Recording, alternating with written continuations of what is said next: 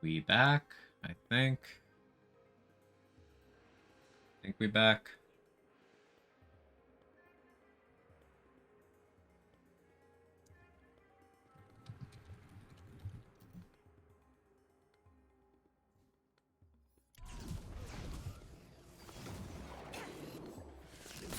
Don't mess with the best.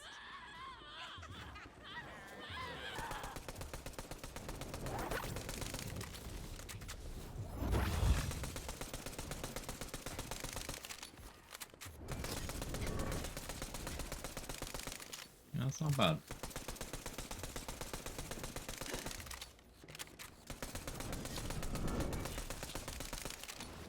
Yeah, Optimum sucks. I did not miss that. But oh well.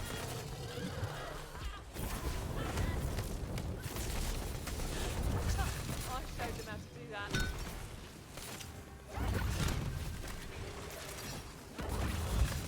This hurts you more than it hurts me. Probably not.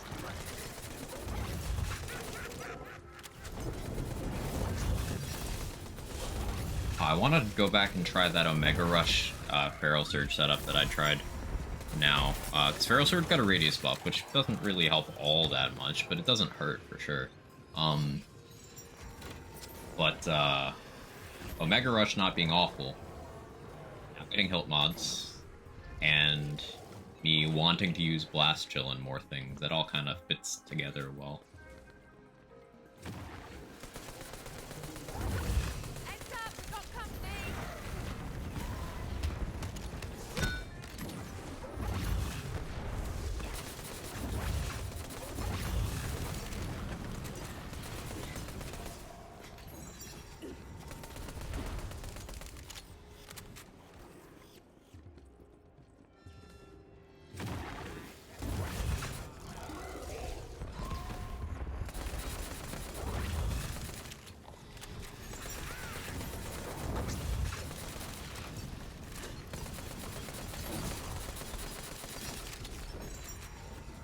For having no gun damage, pretty good. Let me try the Amnesia, actually. We got ward capacity, area damage on here. No grave power, but that's pretty minor. Getting the extra blast chill point could be good.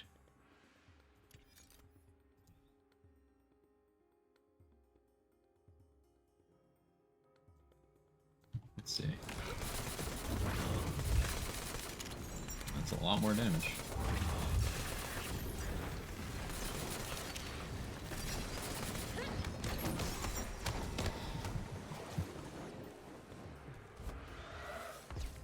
Next time, learn to pick an easier mark, eh?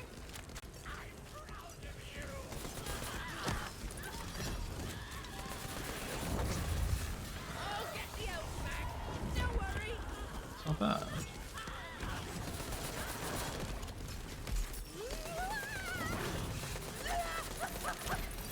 The one thing that enchant is also making me think about is ability level +2 blank slate with a ward capacity roll. Ability level +2 blank slate, perfectly timed, calculated. This is what, 100% ability crit chance, so it takes you from base 5 to base 10.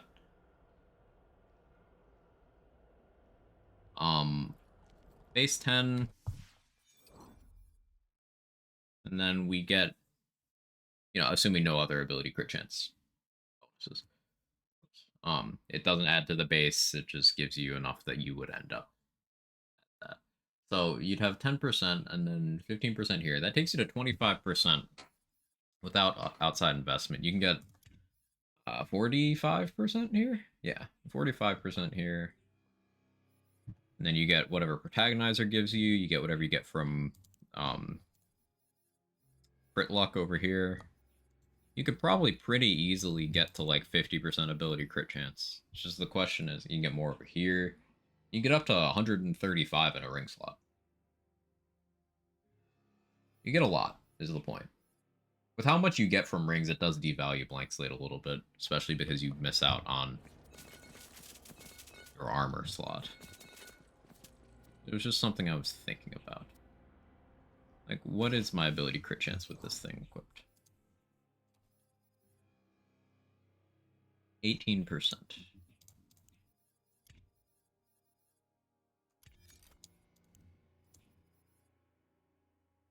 Yeah. Something worth thinking about. Scripted, pre-recorded content. That's what the disconnect was. It was me swapping over to a different video of my pre-recorded content. Scared of getting robbed and murdered? This isn't even fair. Someone else.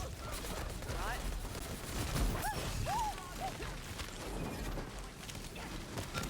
I mean, encoding overloaded. Hello? I'm just playing the game.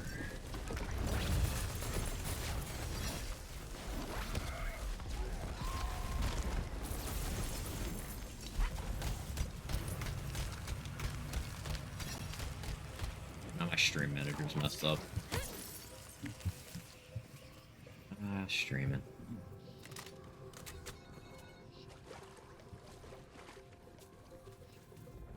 When testing Dire Sacrifice, I do like to grab HP and shield altars.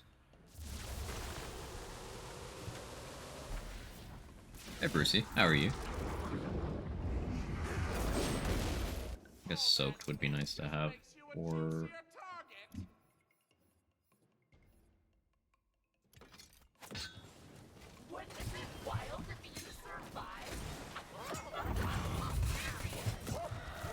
just the Revenant part. That's a good chunk. I need to not waste my echo, though.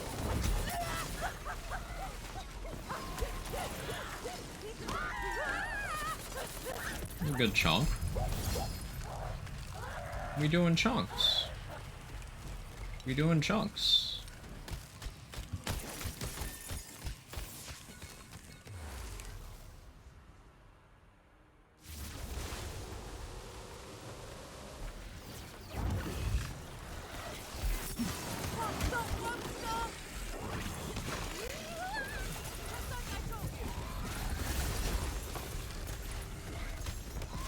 Garmir Viscount of Tricks. That's a new enemy. Oh, he's dead.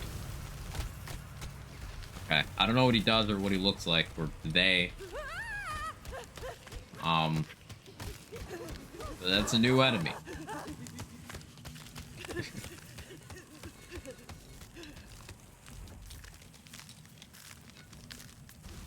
Dire Sacrifice said, no, you don't have to see what that enemy does. Max health, max ward. Elemental damage, sure.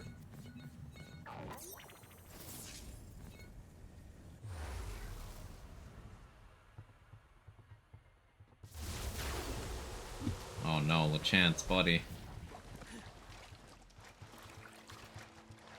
I won't do soaked. That'd be rude.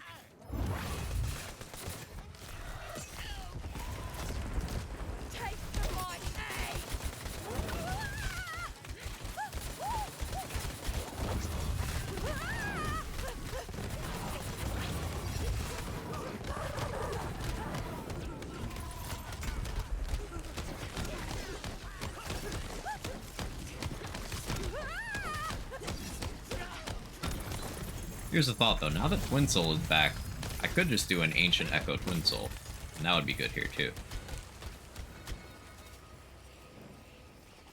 Yes, I just remembered Twin Soul is back and it immediately made me happy.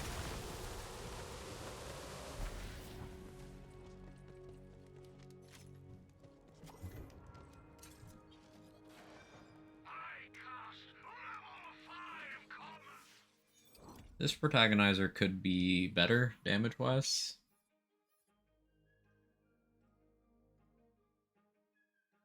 Like, if it had status damage, I think that'd be optimal. The cooldown rate isn't bad. But it's not particularly good either.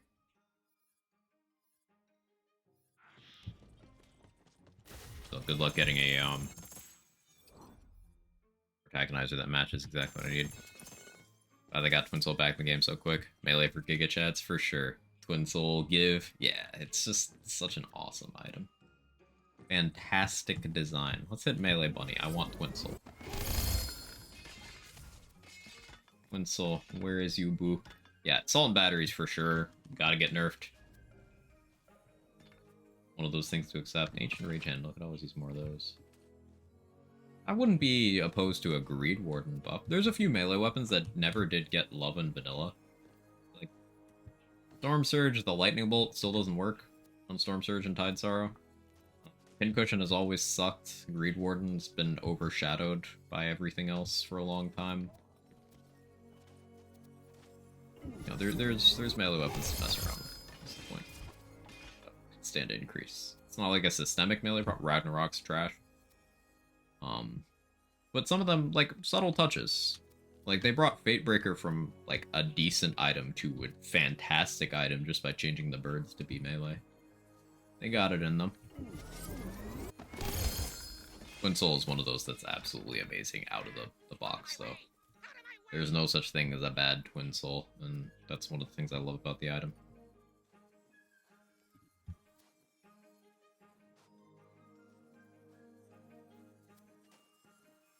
Percussion's a weapon that when you read its spec, you're like, oh wow, yeah.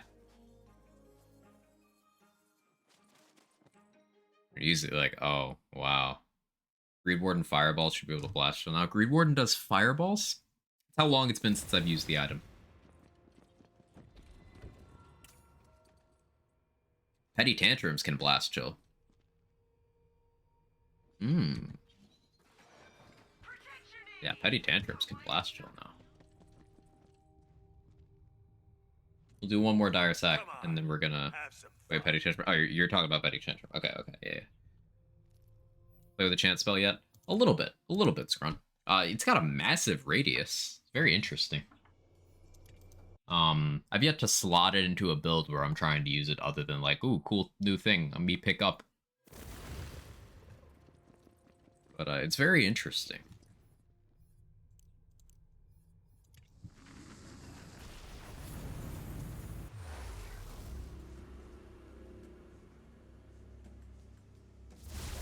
Yeah, I think we'll hop over to Ghostblade next. Try out Blast Chill Ghostblade with Omega Rush.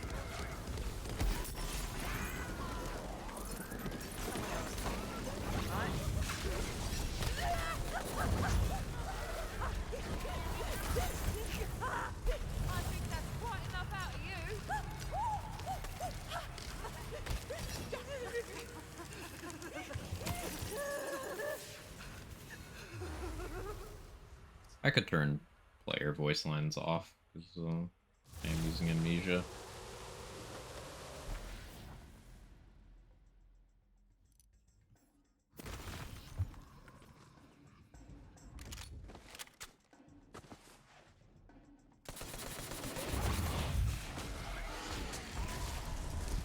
That's a good chunk. Of course I fucked up the echo.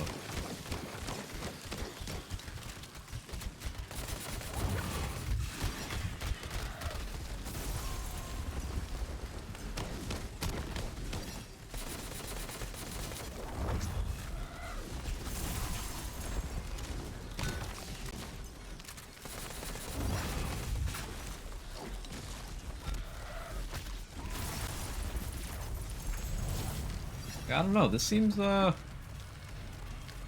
lot better than it was. Like, we're not doing fusion, and this Dire Sacrifice build was able to cook. Mr. Adblock, how we doing? Good to see you.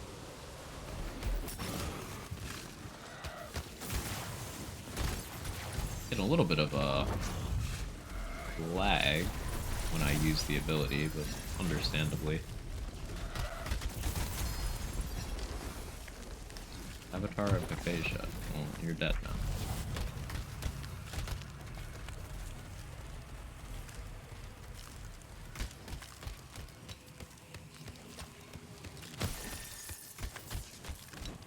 Action skill looks so cool. It's such an awesome action skill. The animation, the concept. Oh, hi. Amelda, a boss that I can't Dire Sacrifice. Thanks, think I can.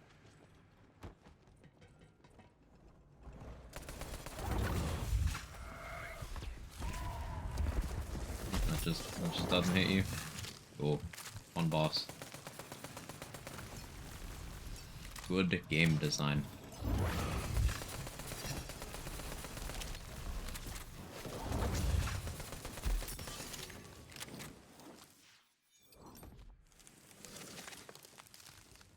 $200 in Zelda already? That sounds like you.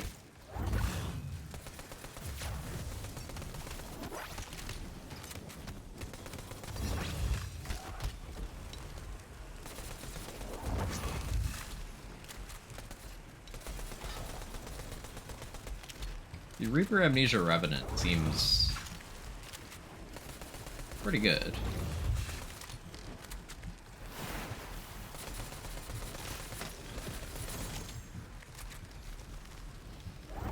I can keep this going for a while. And the Reaper bonus element would apply to Echo if Imelda was a reasonably designed boss that I could actually get melee range of. Plan on playing Diablo? Yes. Not on stream. I will not be streaming it. But yes.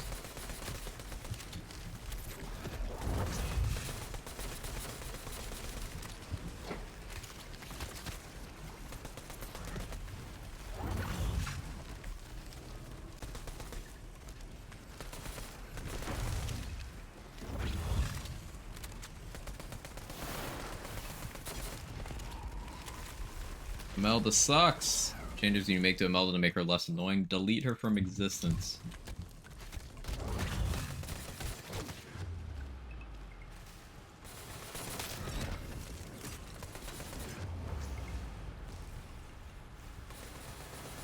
One of the good aspects of boss design in this game is that all damage is avoidable. There is counterplay. With Imelda, there are several attacks where there is no reasonable counterplay. She arbitrarily decides to give herself elemental resistances with seemingly... Okay, that was some hitbox shit or something. I don't know why she died like that. That was really weird.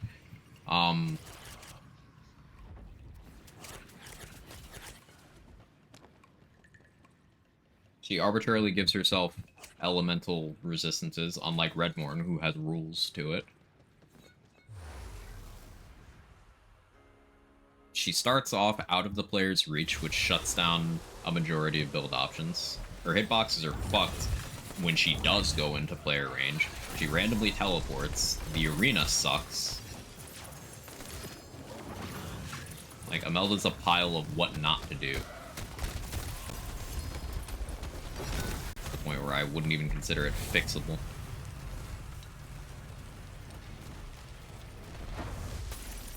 You know how some items just can't be nerfed because of what they do? Yeah, some bosses can't be fixed because of what they do. Want to do a minion build in D4, and apparently they suck at endgame. So, you guys remember about 3 weeks ago when people were talking about how crazy minions were and how people made all these... They planned out these endgame builds for minions, and I was like, grain of salt. You can't plan out endgame based on a 25 level beta, even if you're one of those creators who got access to, say, the first 50 levels or something. You can't plan that out. Build stuff in early game has never translated to end game in any build crafting based game that I'm aware of. Just replace the Redux pack file? Yes. Back up your saves first, I recommend. I always recommend, but yes.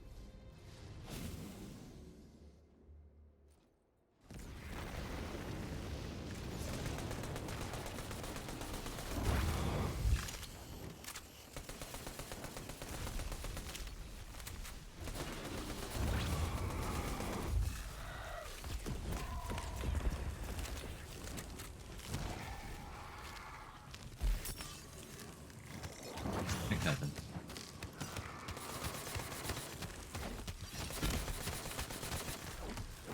But, yes, you are a good boy.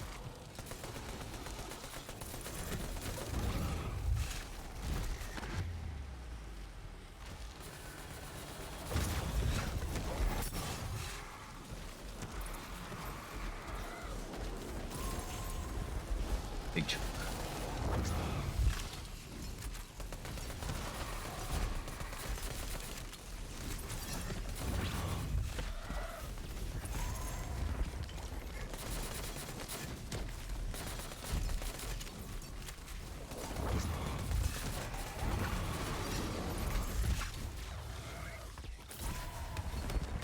Ice Bloodhead is causing me problems.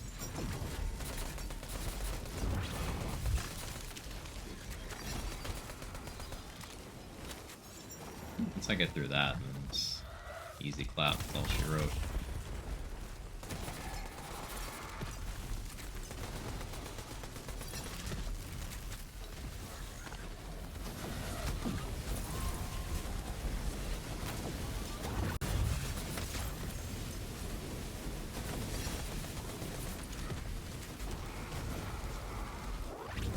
I have a suspicion. Do the flat ability crit chance things apply to things that aren't supposed to be able to crit at all? Because I've been thinking about that Imelda kill. Something just went very wrong there. And in terms of what I was doing, I was using inflammation on her.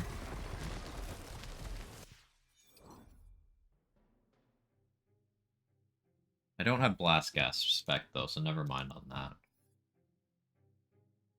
I don't know what happened.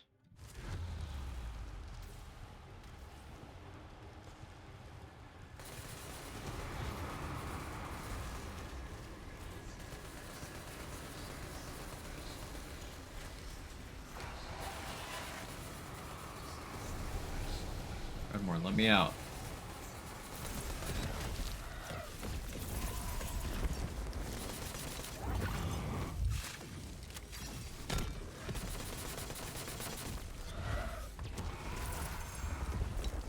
Are you no longer dark magic immune now? No, you still are.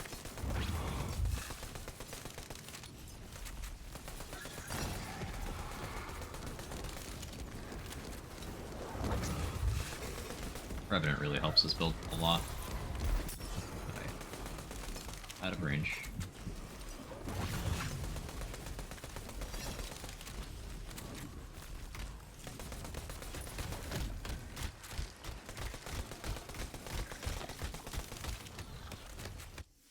I think maybe instead of this insight ring, I could change that up.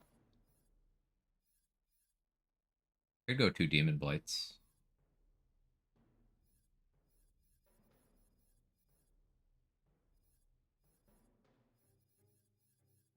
Because I do have the old ways already for conditional. Getting more status duration is pretty appealing. Lose a little bit of ability damage.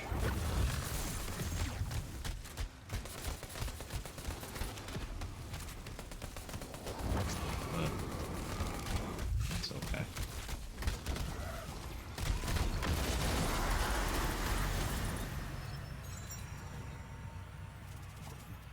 That was a little awkward. Be improved. Oh, Miasuk nails the thing. That's true. Gun damage, gun crit chance. Actually, this is a really good Stab-O-Matic Stampede.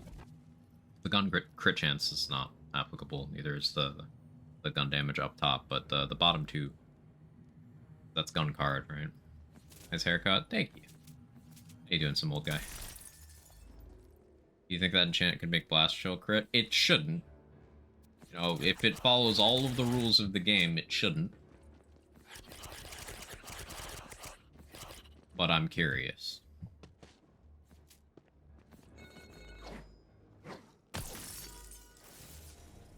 Oh, my connection is just turbo shit today, huh? I apologize for stream quality, that's just distracting. Wish my ISP wasn't awful. But oh well.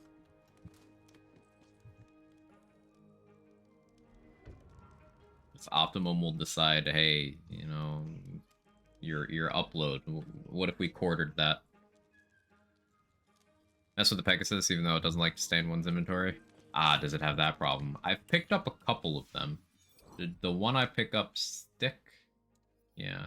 I haven't shot it at an enemy yet. I've picked up a couple though. The stats on paper seem pretty good.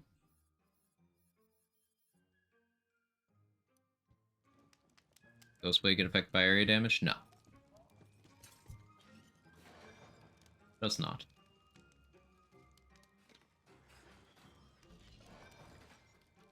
You fizz, my beloved.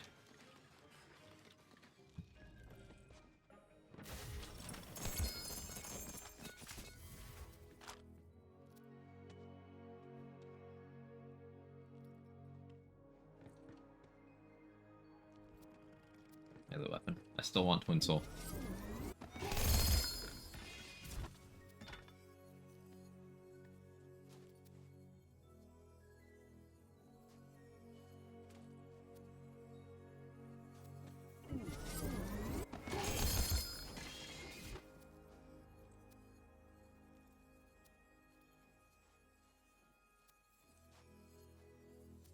Still haven't seen it.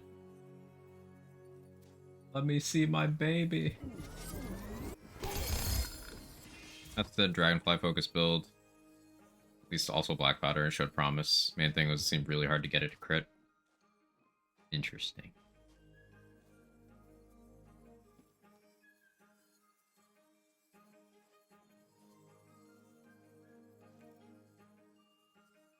Yeah, I'll have to give it a shot. There's so many things I want to test out. They'll no exist unless they changed it. I read the patch notes at the beginning of this stream, so patch notes are useful. Yeah, Twin Soul was overwritten and turned into a Mega Rush, but they brought back the Twin Soul. At least the notes claim they brought back the Twin Soul in the most recent update.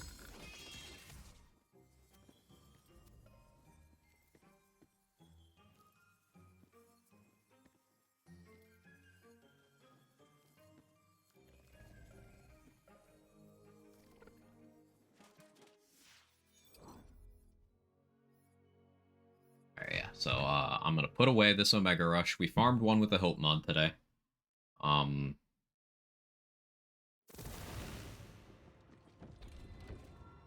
And I want to try out new and improved Ghost Blade. We still have so many guns to test, armors to test, the spells.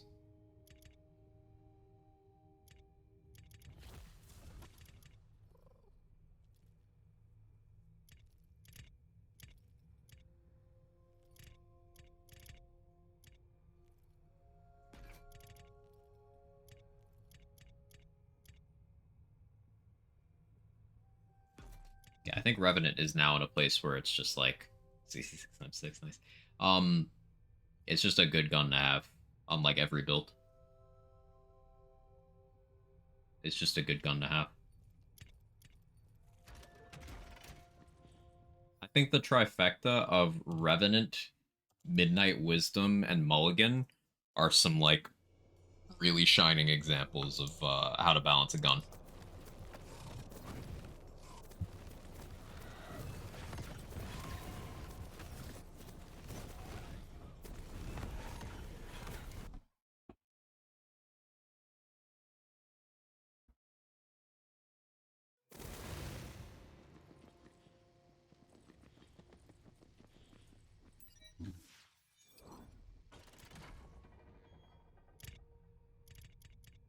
Incredible problem to have so many things to test. Yeah, definitely.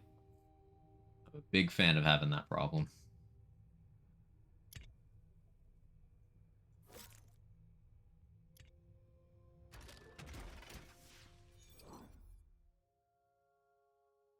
Cool. Yeah, Consec melee will promote us actually swinging. Holy shit, stomach. We could step away from fusion on this for funsies, or we could keep doing it.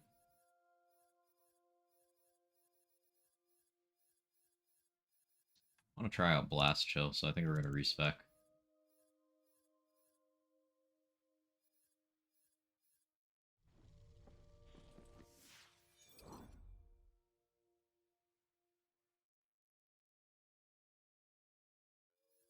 Yeah, what does Slasher look like now?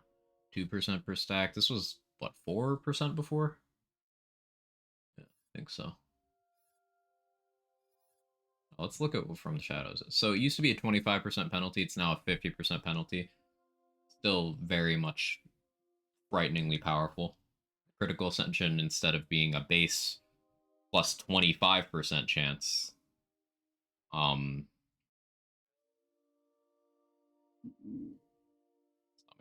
it's base 7.5, and the total crit brings it back to neutral.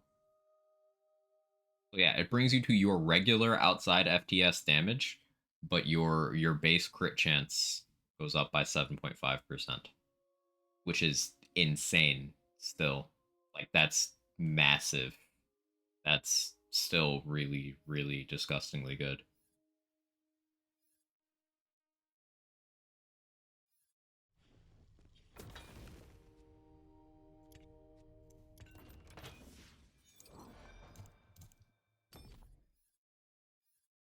Okay. I think we go plus savagery. I always like taking unyielding, but let's not be stupid. Unyielding's free. Armored defense. Do I have an agony on the save? Do I need to pull one? Pull one. Just in case I want to use it.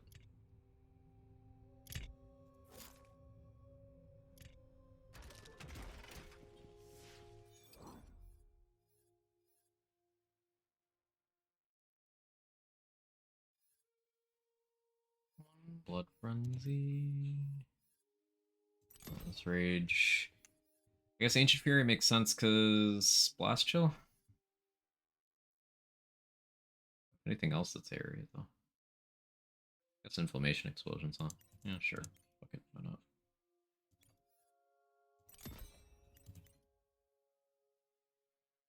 I don't need Iron Skull. Although,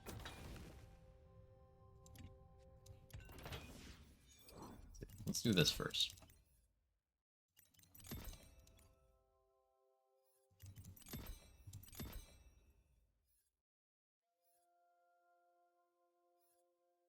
Arsenal got doubled. Makes that attractive, actually. I'm gonna take that.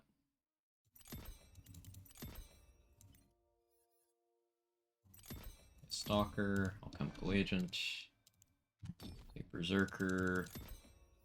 I feel less bad about taking less Savagery because the Arsenal points are now comparable, while also buffing my spells. A tiny bit of gun damage doesn't hurt.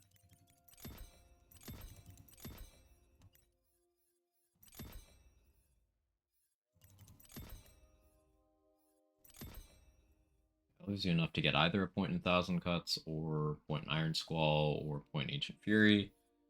8% attack speed's certainly interesting. But I think Thousand Cuts is the most value per point here.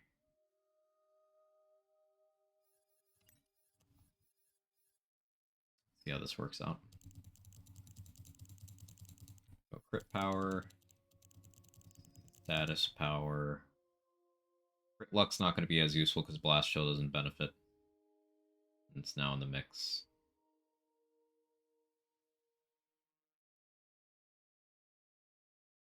Probably still just do it anyway, though. Benefits the dots and the melee. Okay. So, we do have secondary Burg power. Blast Chill has something to it.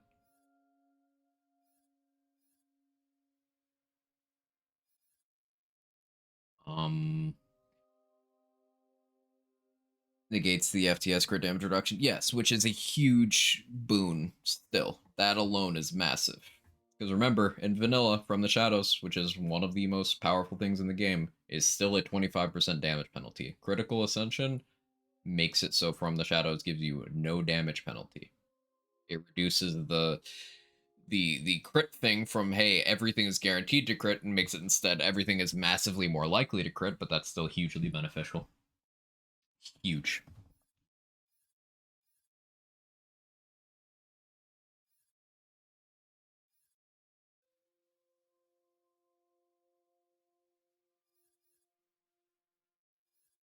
I'm just trying to figure out if there's anything more advantageous to get enchant slot wise than this. Projectile speed helps with Skulldugger weapons that are crossbolts because those move slow. An AoE radius, I guess, helps the fusion. I guess this is fine for right now. See how this works out.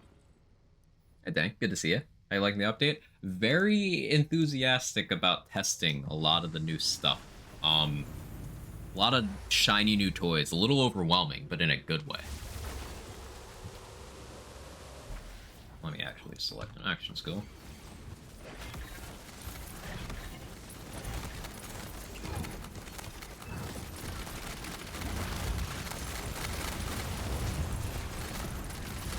Explosion. Oh no. What is AA now? 2.5%. Yeah, so they quartered it. They quartered Alchemical Agent. I'm gonna be honest, probably still is in need of more balancing, most likely. Uh, have to test further, but yeah.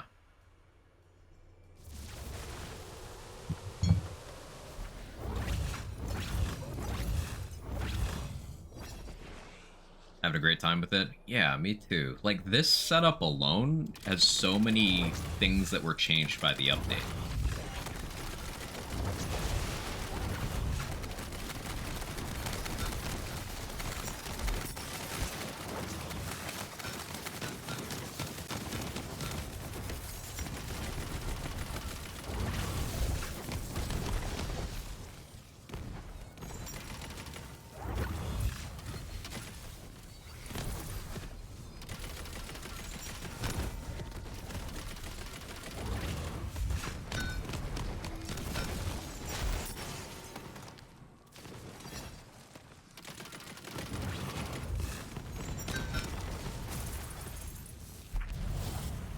Could be 1%, just makes you boom very hard. Yeah, like Alchemical Agent, along with the likes of Barbalode, Double Knot, like, I don't think it's actually nerfable without changing fundamentally what it does.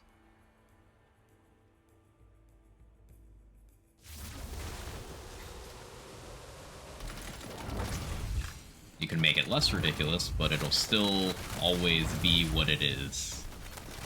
Now we have even more toys to put next to it.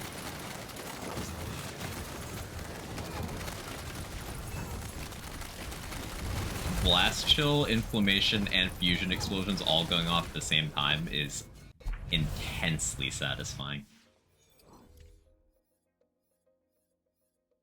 I almost want to run different rings. Lean a little away from the fusion stuff and a little more into other things. Blast Chill benefits from Radius, right?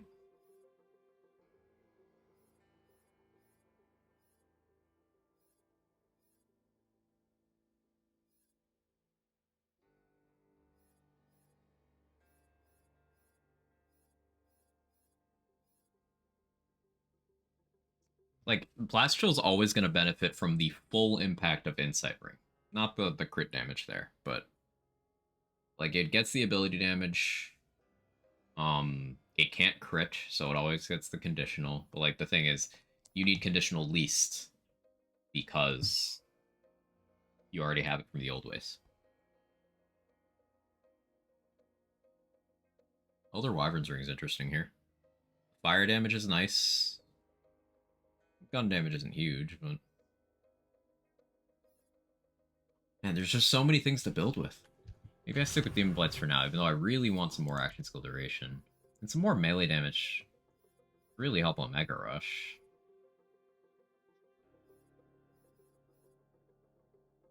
I'm very torn here. Good problem to have. Guess I'll go 1 and 1.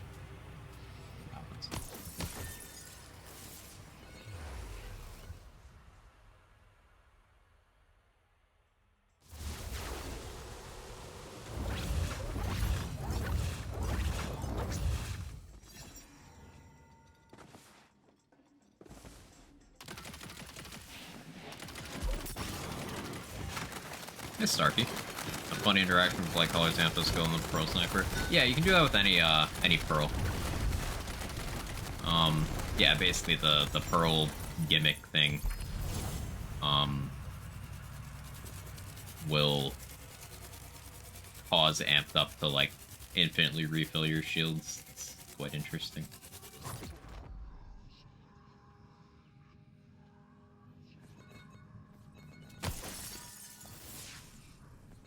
You do a cool, a few funny, cool shield things with that, like infinite amp. Midnight Wisdom makes the most sense with it because it's able to apply the shock dot directly itself without you needing outside help. But you can, in theory, do it with any Pearl equip.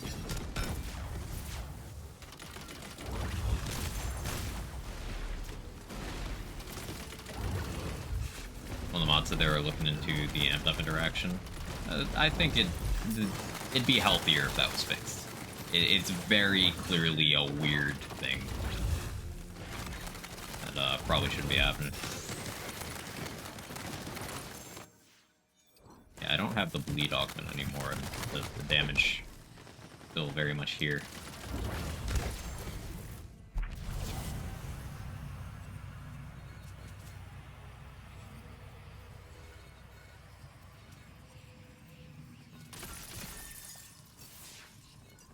Optimum.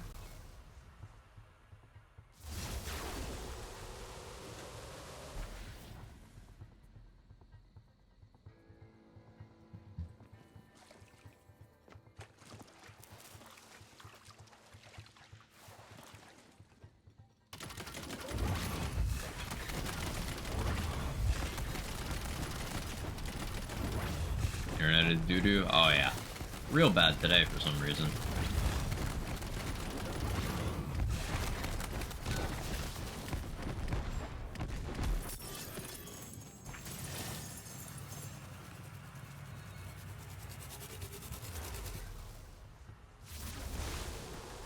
Turbo doo-doo today. Really unfortunate. It's one of those things I gotta kind of make my peace with because there's nothing more I can do about it. Yeah, they buffed Transistor, right? 50% now. This could even boost non-elemental damage. Pretty interesting. Like Amara's Burn Both Ends skill. Elemental damage that applies to non-elemental.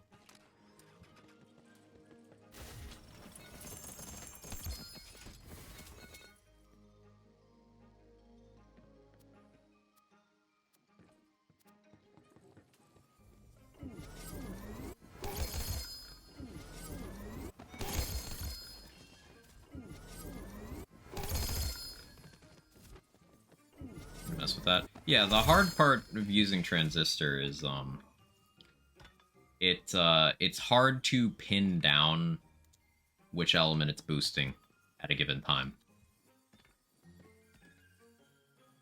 That's the rub of it.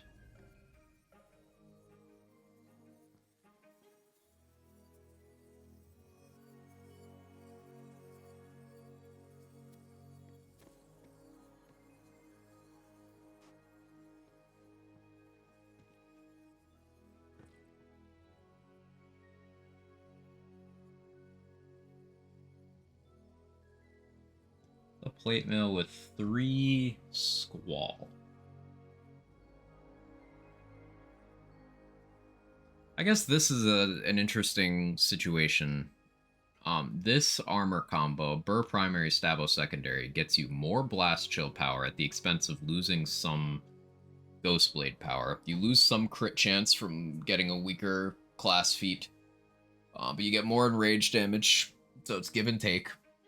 But these skill options, instead of getting haste, you get Squall, which requires more points to be of the same value. But you also get the option of the old ways here, which is just raw damage. Interesting. Fusion Blue considered an element, gets elemental damage. Yeah, it's fire. It counts as fire.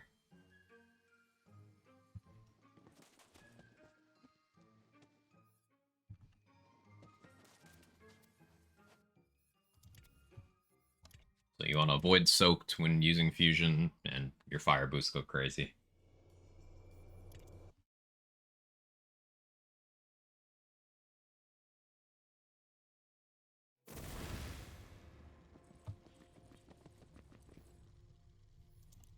Everything about fusion is actually fire. The explosions, too. It's interesting.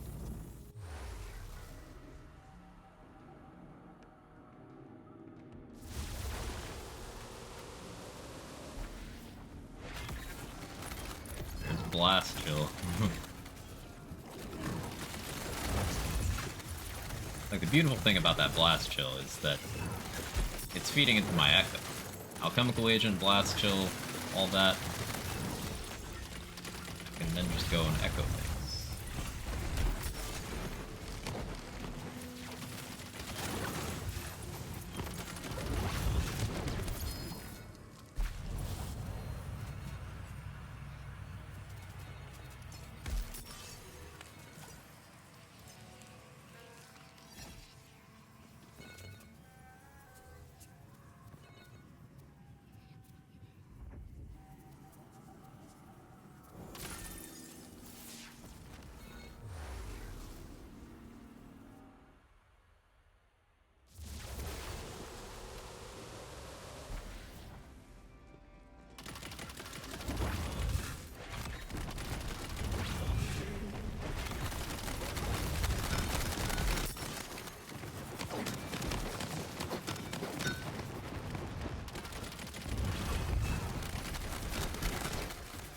I don't want more arsenal, in all honesty.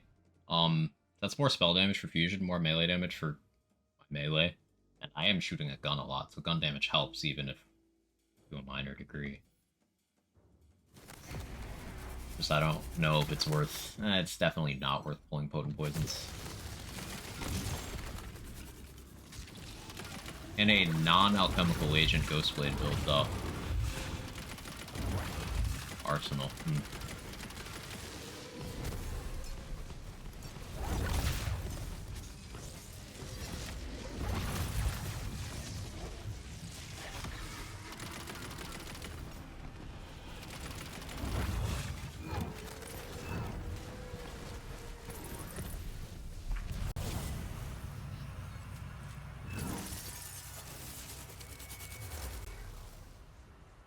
I forgot to check the loot pile.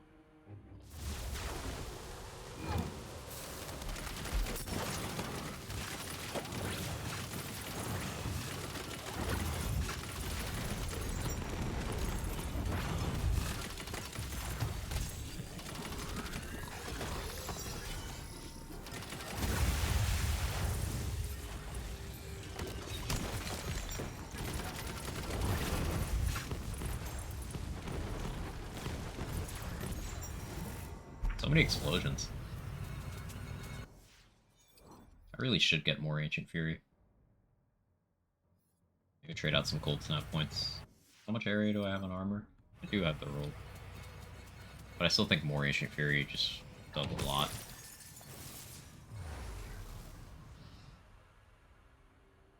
Let me put my ISP command back in my title. I'm sure it's distractingly awful.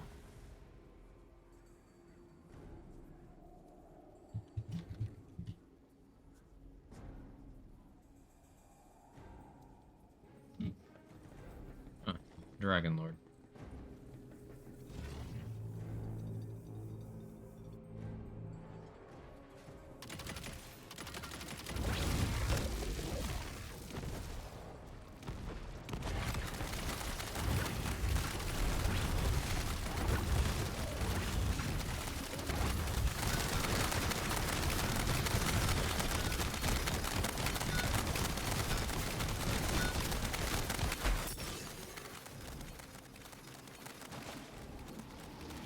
Satisfying.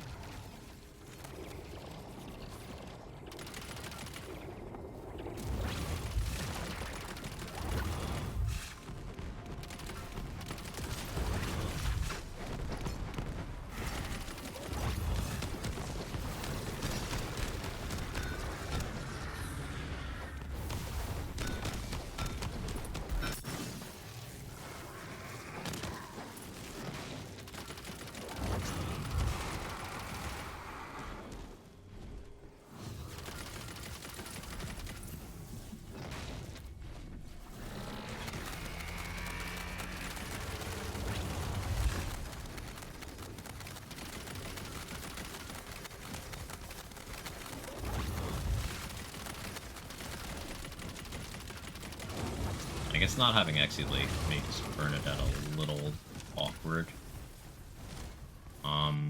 Oh, Stab-O-Matic's actually melee again. And it benefits from Blast Chill. I need to stab medic on the save now. Okay. Yeah.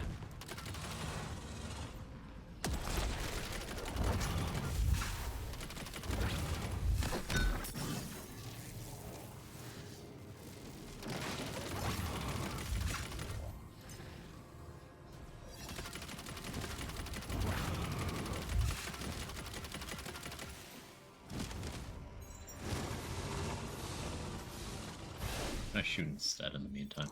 I haven't have anything really. Not exactly. Queen's Cry.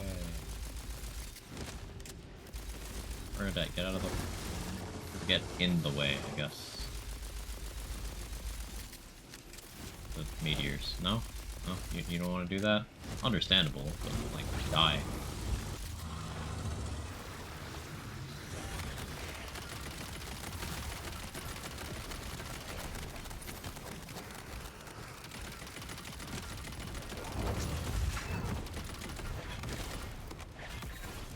To hit the tail. This way, that'll be good, right?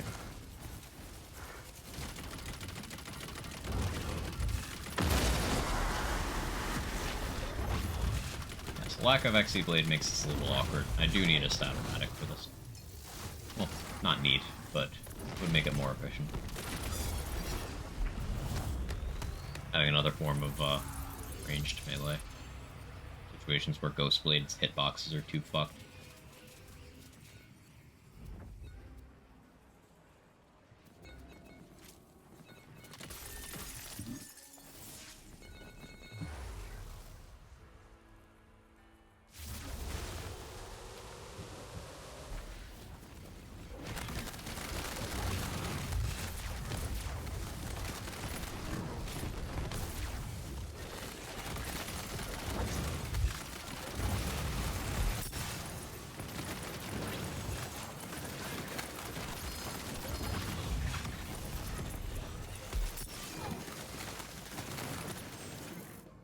I don't even know what the boss was. Ghostblade moment.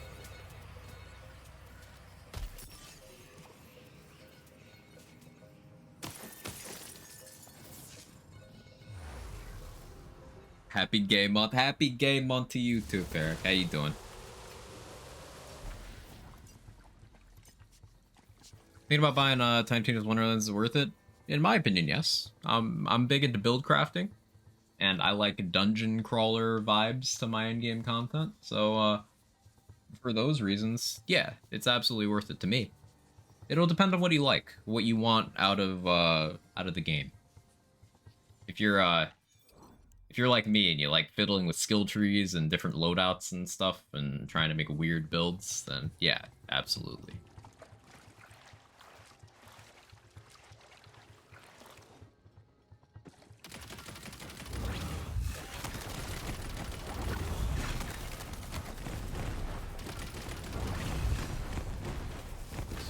A lot of explosions.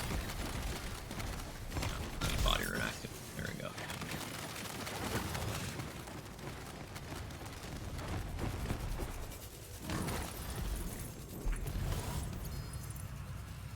Rough week at work. It's like Wonderland's DLC release. Small scale gamers reaction wise. We're all leaving for annual Techland party. Let's go, company party.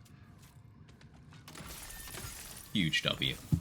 I want to say again that I am fucking proud of you, Fair. Great work. How is you? I'm good. I mean, other than being really annoyed with my ISP because Optimum remains just the worst. Other than that, good. Enjoying getting back into the swing of things stream-wise. Redux content update's pretty good. Lots of new stuff to mess around with.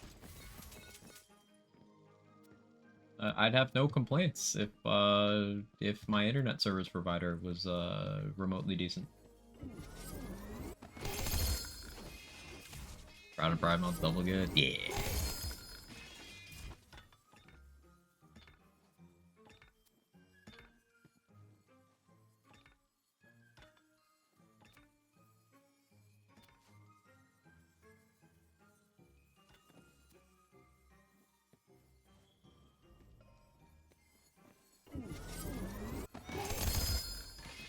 where are my twin souls?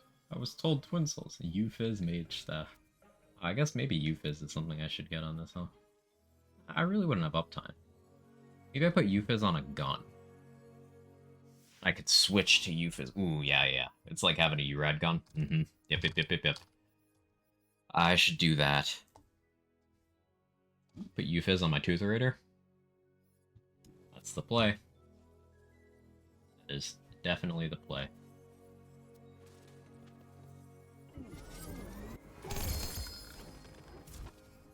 Oh, did you not get my response?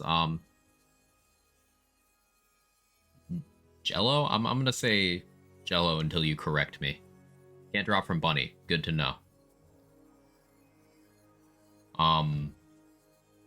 What I said in response to you asking if Wonderlands was worth it is if you're like me and you enjoy build crafting, fiddling with skill trees and stuff like that, then yeah, absolutely. If you also like dungeon crawler content, then yes, absolutely. It's also got good story in terms of just enjoyable story, good voice acting, and interesting characters. So if you like that, sure. Just note that if you're looking for a wide variety of story content after you've done like the side quests and the main storyline, then like don't expect, say, Borderlands 2 shitting out a low quality but present extra storyline every couple months for its life. This game didn't do that.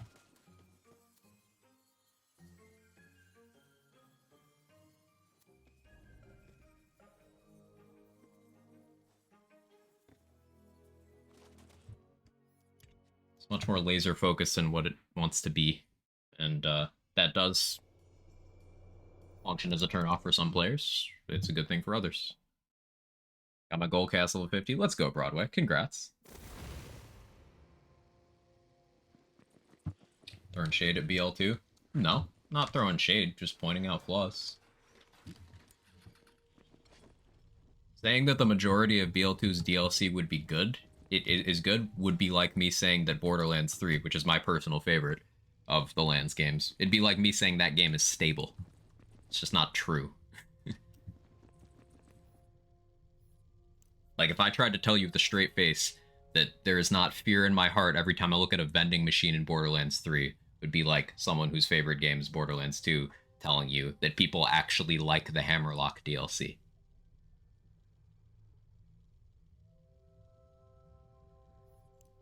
You can acknowledge the flaws of something and still acknowledge the upsides as well. Painting a complete picture is more honest. Started System Shock yesterday, cried a little, they did outstanding work with the remake. I'm really glad that that lived up to expectations. That's awesome.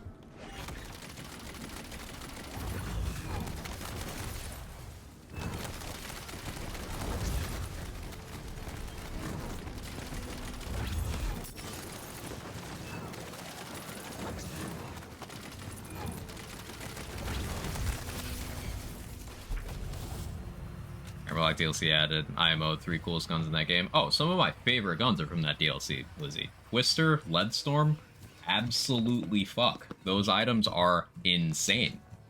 But the DLC itself, in, like, every other area is pretty trash. Like, Vora I like as well. But saying Vora was received well would also just not be true.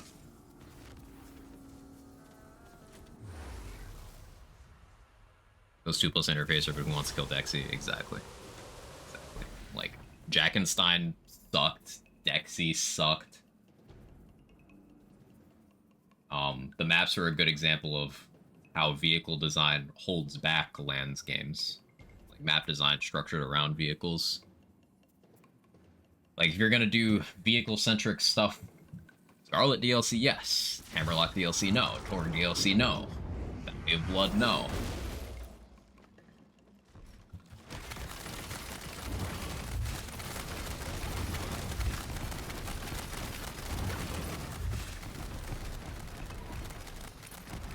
Only stable you can rely on in BL3 is stables for animals in DLC 3. Real.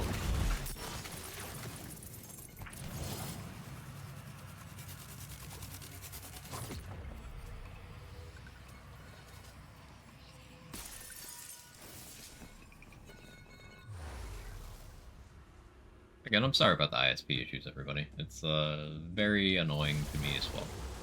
If I could do anything about it, I would.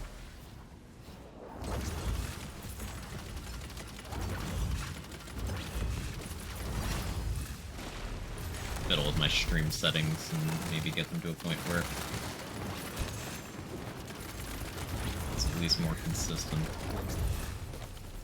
Recently started playing my first ever Zelda game, Breath of the Wild, having a very good time with it. The only issues I have are apparently fixing Tears of the Kingdom, which is cool. That is cool. Equals correcting issues from previous entries. Just like somehow not an industry standard thing. Zelda W. Big Zelda W.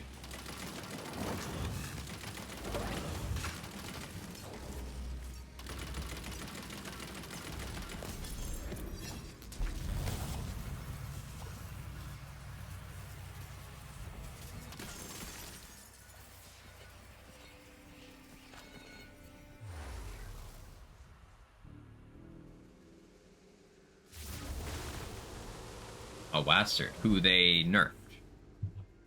They partially reverted the health buff, I should say. Should still work out to be tankier than vanilla Wastard, so. But I expect him to be memed.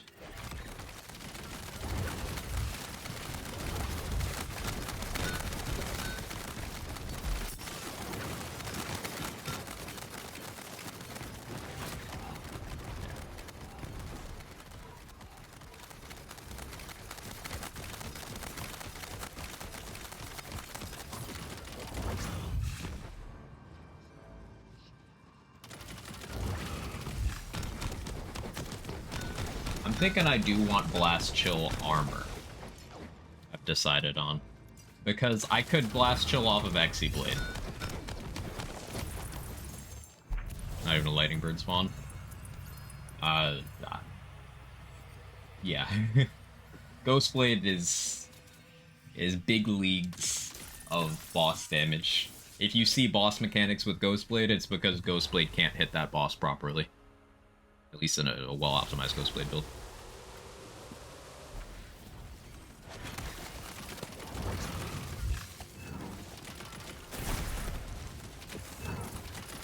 And Ghostblade got a lot of buffs in this update. It got its augment nerf, but like, that's fine because that thing was nightmarish. Ghostblade got a lot of buffs in this update. Direct and, or not direct, they're all indirect. But some more indirect than others. For example, Omega Rush getting 2 flavors of buff. Huge for Ghostblade. It's the fastest swinging weapon. Ghostblade loves good swing speed.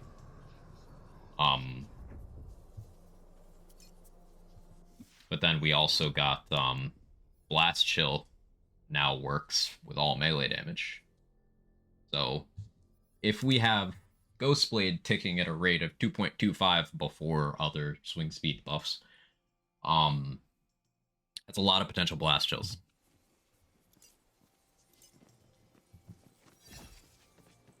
Two Good Hope mods. It's only supposed to have one, so yours is illegitimate. That's good. And, no, it's Dark Magic Lock, still, but now it gets 1 Hilt mod instead of 0, so.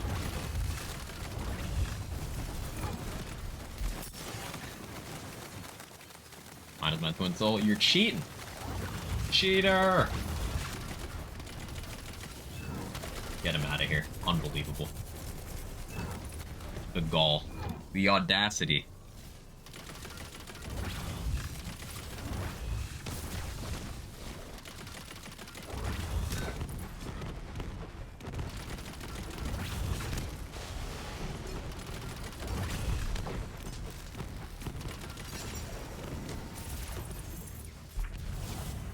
Fine, I'll go farm a real one. It's fortunately a lot easier to farm now that you can spawn 3 of that guy at once. Also, that particular Legacy Hunt enemy did get nerfed. It's a pretty reasonable farm. Didn't take us long to farm a new one today. I still want to farm more Twin Souls. Not Twin Souls. Freudian slip. I do want Twin Souls, but I want to farm more Omega Rushes because I do want them with various ult mods. Having an Echo one is really good for the most builds, I think. But for this build in particular, I would want Caustic, I think. I think I would want Caustic, yeah. Because that status chance would benefit the fusion stuff. And the status damage benefits Contagion and Alchemical Agent, which, you know, Alchemical Agent will get it, and then Contagion will double dip it.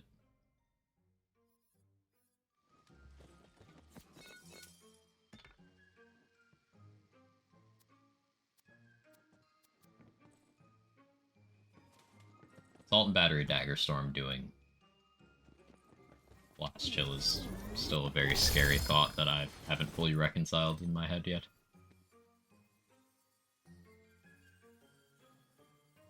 Yeah, we want a fusion with Blast Chill. I guess we do some Nightmare farming. So what's up next?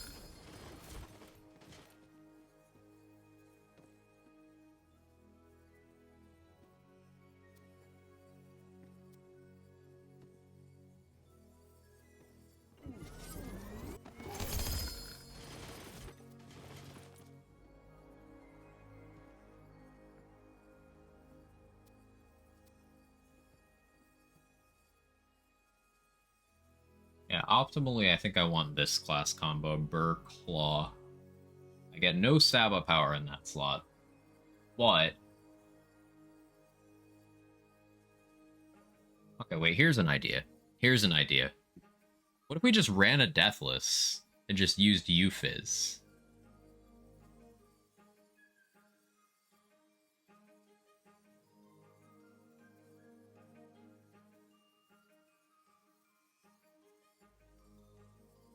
Melee crit chance, area damage, melee damage is like really good.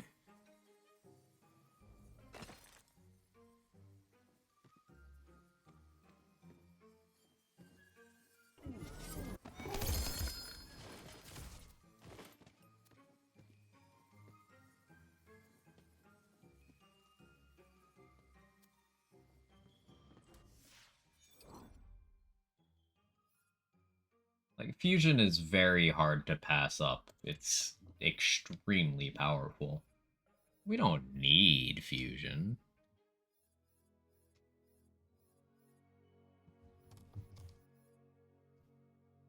In fact, I do kind of want to try not doing that.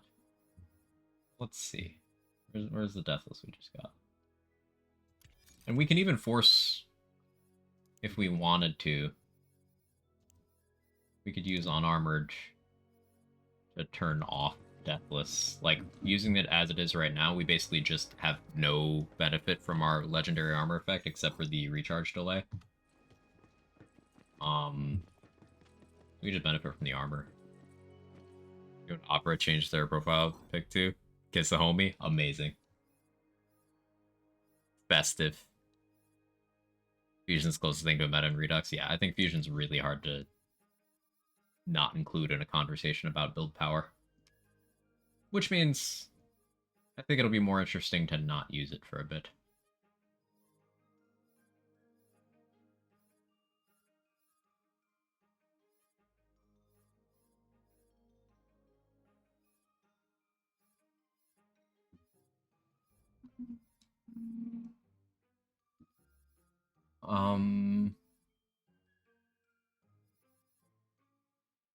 We could put Euphys on this.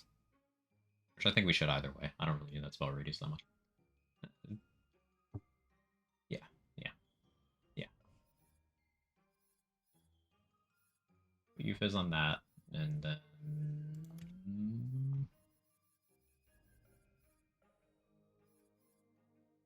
Championship ring?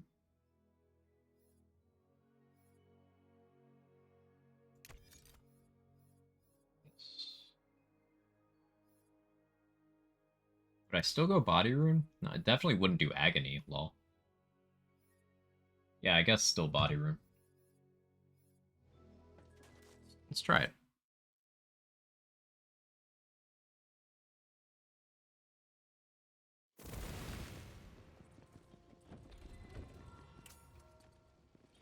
I guess one thing that would be hard to use is Euphis Revenant, because the dark magic, you would have to have Restore the Veil in that instance, or a Deathless. But Revenant has corrected its problem of it turning itself off. Gluttony can turn itself off too, but it also has a way to just go back to the 49%, so work around it. I think those are in good place overall now.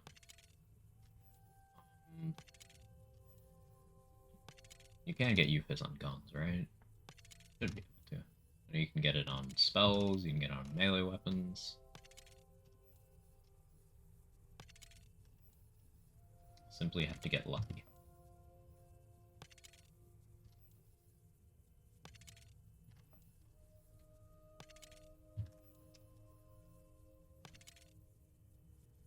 I want to try some memes now, like Euphis Dreadwind would be such a shit post. Get really bulky with like a Deathless or something.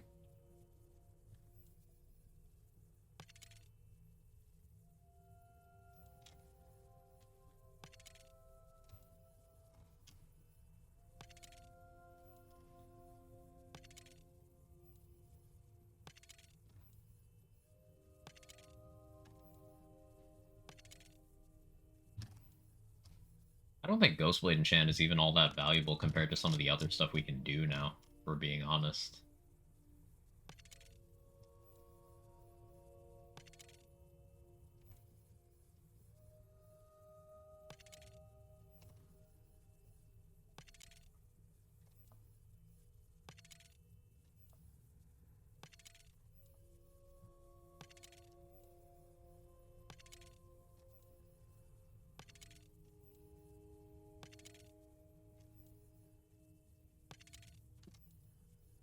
I say that and it starts popping up more, like it knows.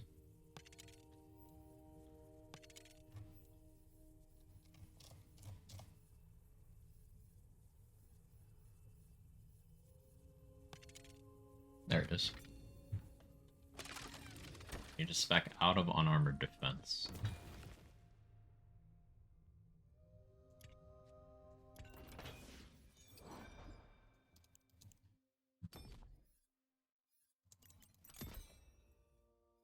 Don't want that. Mess up the first 3 points. Yeah, let me run to the bathroom real quick. Here, just stare at this. Stare at this.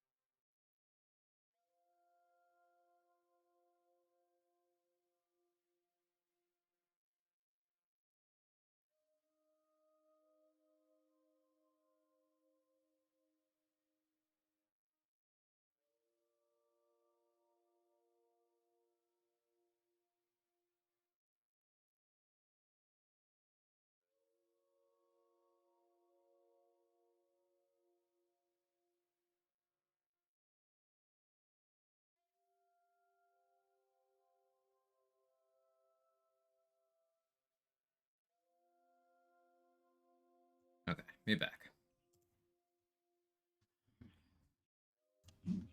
So, I like this theory here too. That works out nicely. Okay, so the idea here is since we get Blast Chill from armor, we don't need it in skill trees. We can still take Executioner's Blade.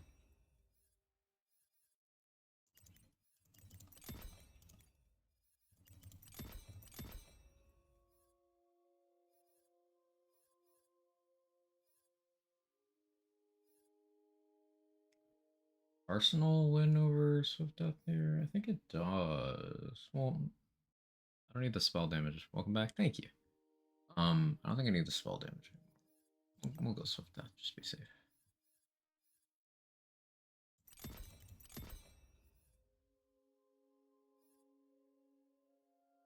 Because we'll have extra savagery, so yeah, works.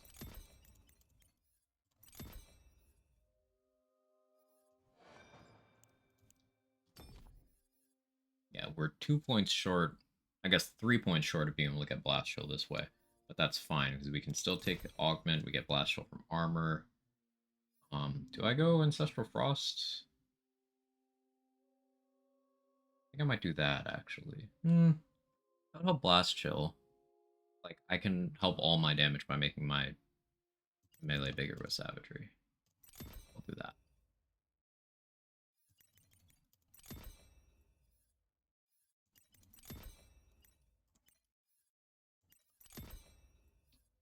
Think that's optimal?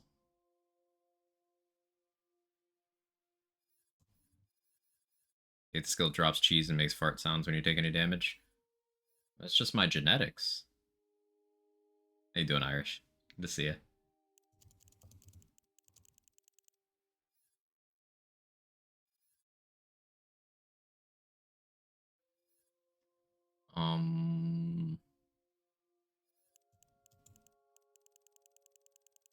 I could skip crit chance here and go tank power.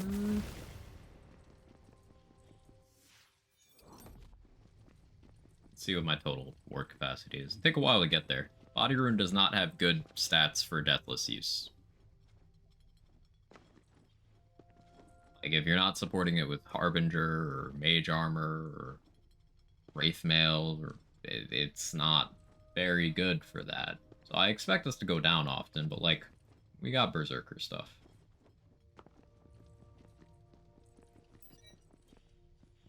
Over 10k.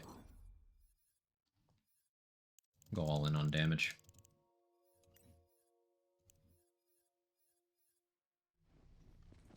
Are you got abysmal survivability? Yes. Yes, I am. But Ghostblade doesn't go away when you go down. So as long as I still have Ghostblade out when I go down, we're fine. Getting access to a lot of stacks of Consec Melee is, like, probably not going to happen. But this is science. Going all in on damage to see how non-fusion Ghostblade does. Is this health bug?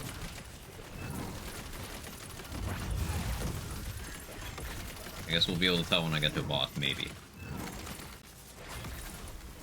I feel like it's gotta be.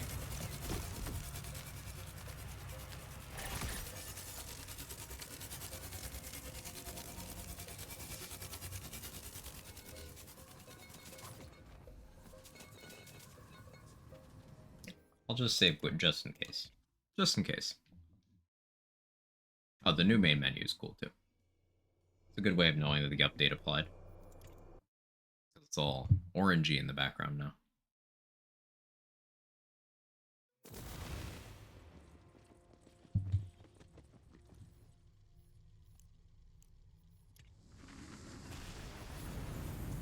Euphys is also good here because Omega Rush is Dark Magic Lock, but we're able to give it the non-Ellie as well. Does not have, non-Ellie has a better neutral matchup, technically speaking. But it's another neutral thing. If we're gonna be neutral, we should be neutral. Damage output's pretty good. Now, I almost died from just hip damage. Survivability is going to be real trash.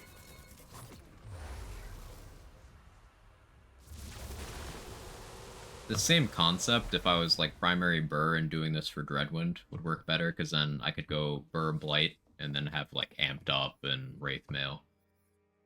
And Restore the Veil. That would work a little bit better, maybe. But like for Ghostblade specifically, this is the optimal way of doing it.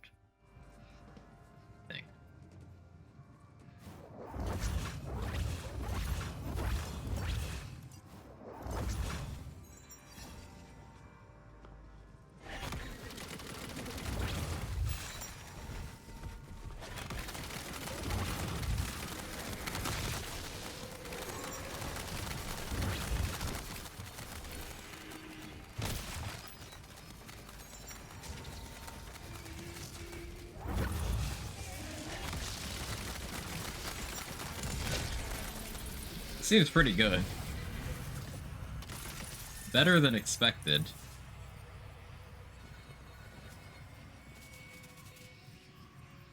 Oh, that's a good fusion.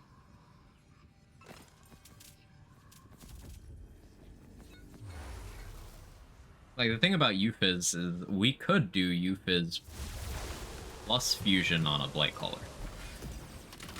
Because using Restore the Veil to turn off Dark Magic Healing would let us just do both.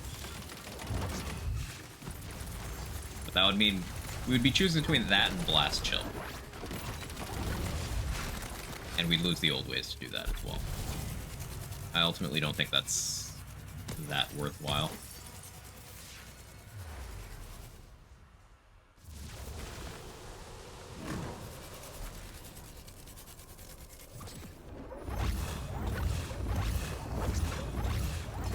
Since I'm not doing fusion, a cryo gun would be better, I suppose.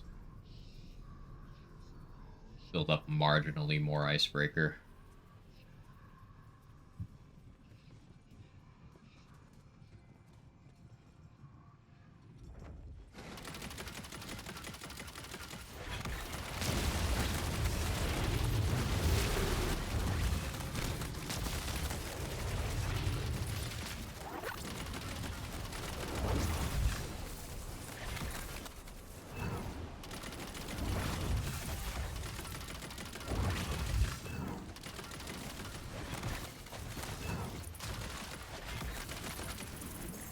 It's pretty good.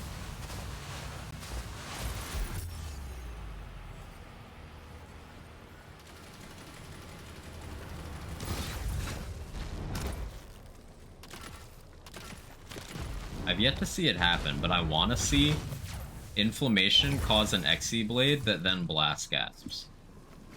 I want to see that.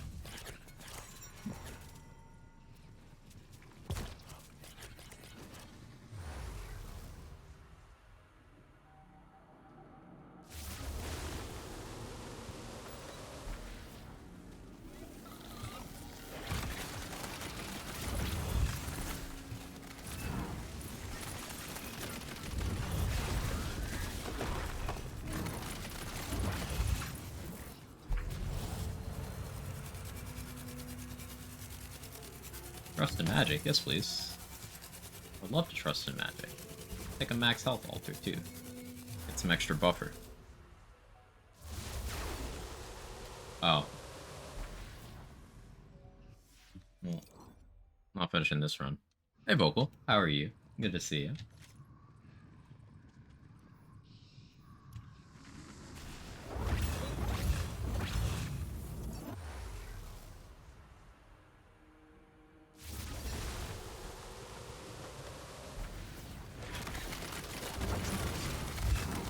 Uneventful days, can't complain.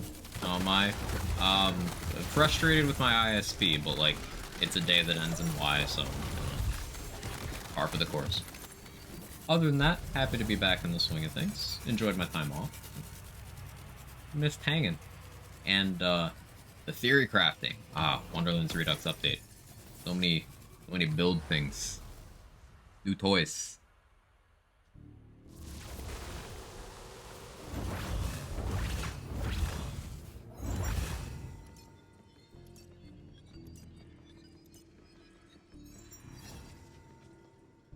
Stream buffer and ready to say that's just chef's kiss. Ah, of course. Of course.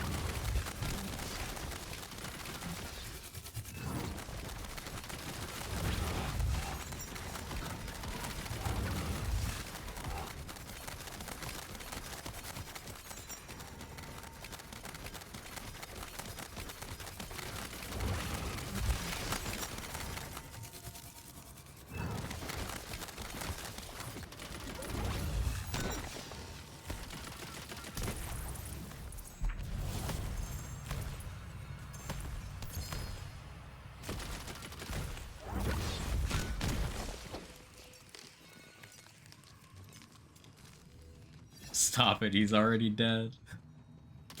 Listen, we had to do it to him, Tom. Disrespecting Wastard is my family business. Me, myself, and I.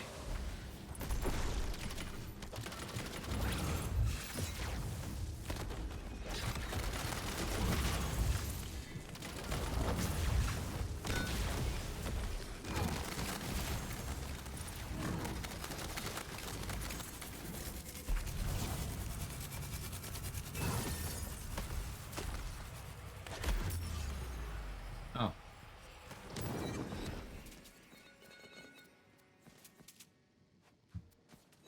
Very fragile. If I was worried about survivability, I'd be going Harbinger or Skeep here. Skeep would be good because it would only trigger when I go down. Because that's the only way my health number changes. But having Theurge is really good for Ghostblade uptime. I can just Inflammation, get it back.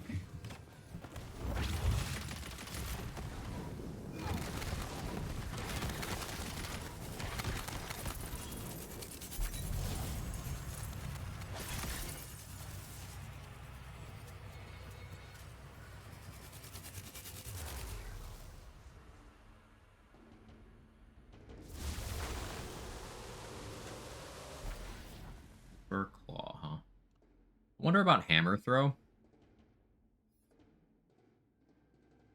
Euphys. Hammer Throw with the Hammer Augment.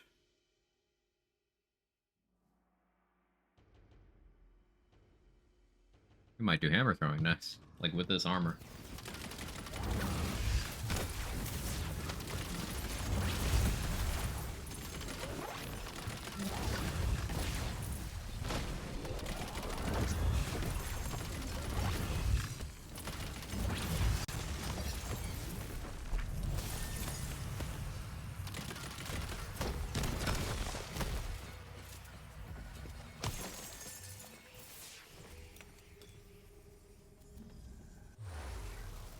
So many useful build tools.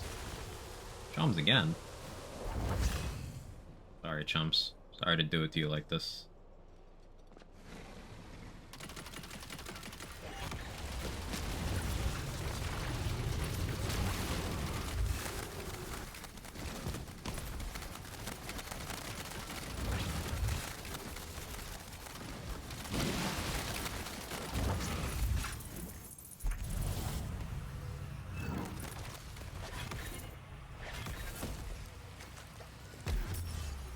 I'm not actually sorry, chums. The ads in your arena are toxic.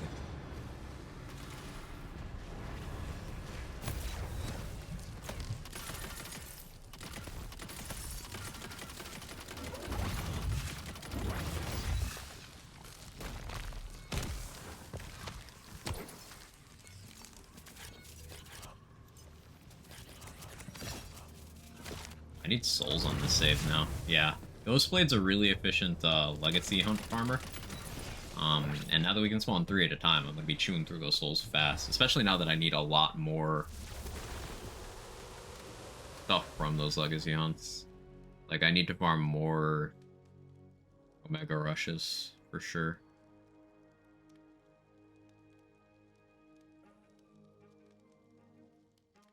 Yeah.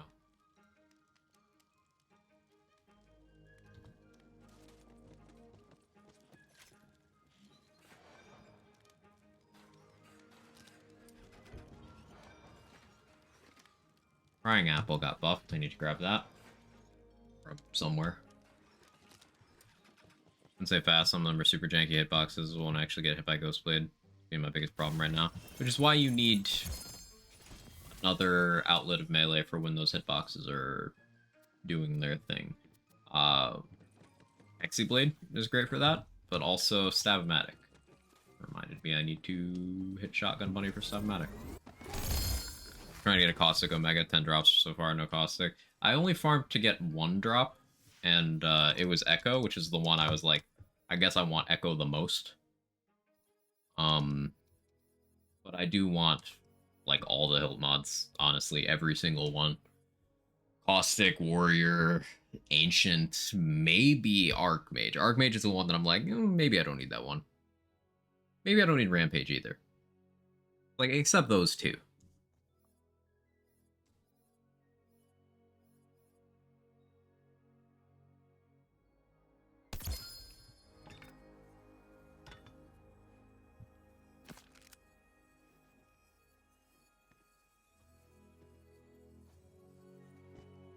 Did get Echo Mega first as well, but I love Caustic. I think Caustic is optimal if you're doing like the fusion thing. Probably for a few other things. In terms of like for melee builds DPS that are running Alchemical and Contagion, it's pretty close between Caustic and Warrior. Depending on the weapon itself, you can swing one way or the other in terms of which one wins out. You can be killable with a vampire one. Yeah, dots could still get you. Lots of enemies, you know, will suddenly yeet themselves out of melee range. Or yeet you out of their melee range. You'd still be killable. Be damn hard, though.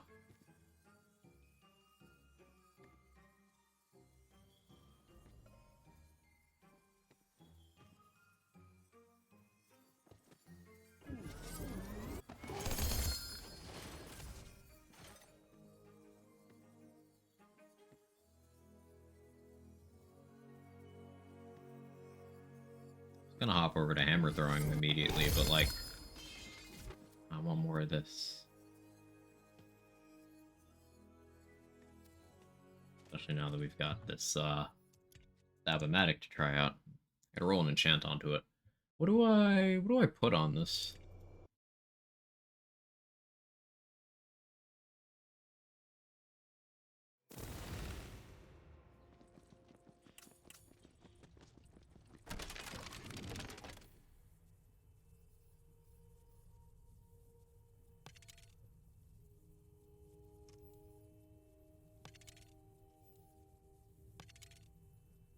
It won't get any gun damage effects. Well, it doesn't get most gun damage effect. Wouldn't get shotgun damage.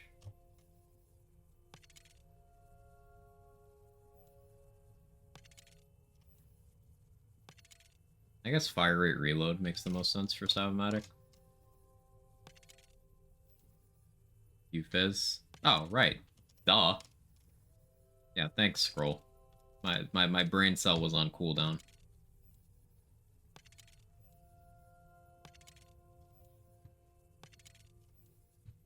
It's overworked.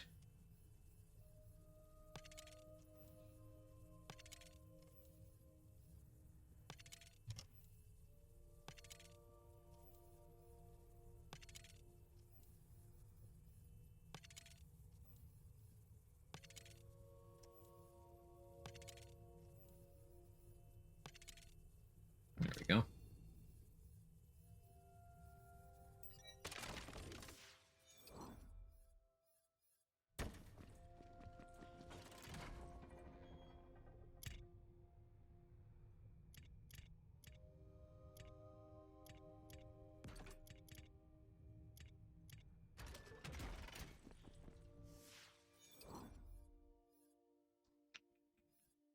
Yeah, that works out fine.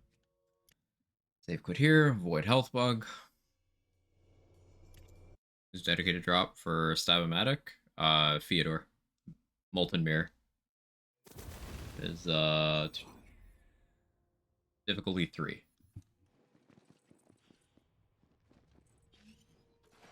Which is kind of funny if you think about it, because Theodore difficulty 3 is where a Stab-O-Matic is most useful for melee builds. Because you can't melee the soul cell.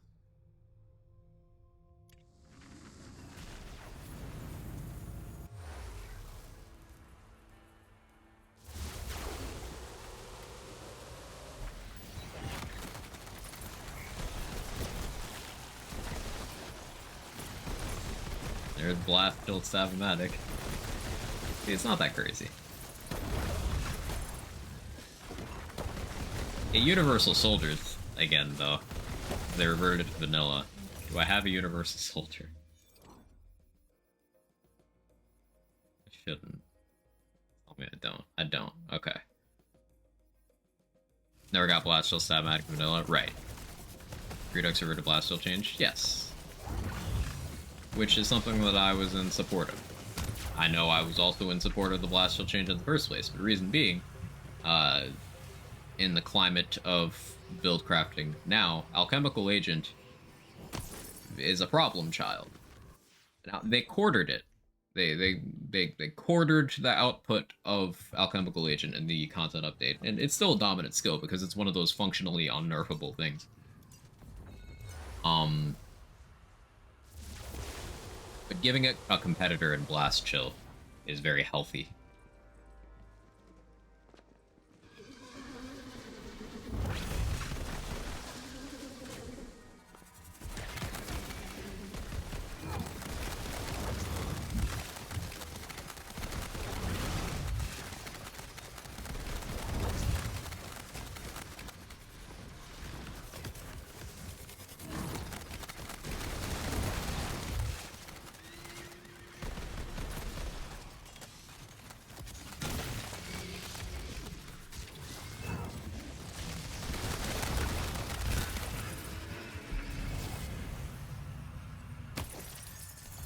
It just looks fun. It's cool.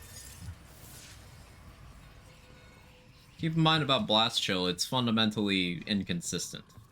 One of the things that stops it from being stupid.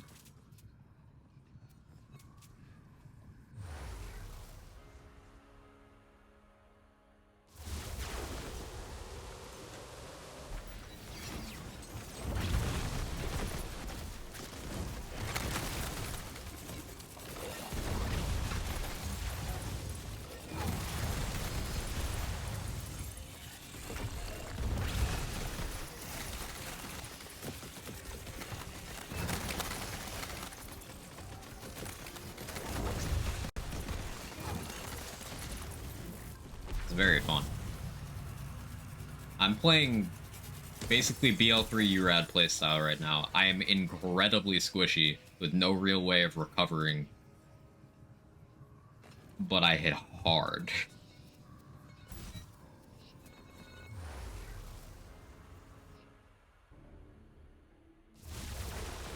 Oh, Redmorn. Euphys is gonna go crazy on Redmorn.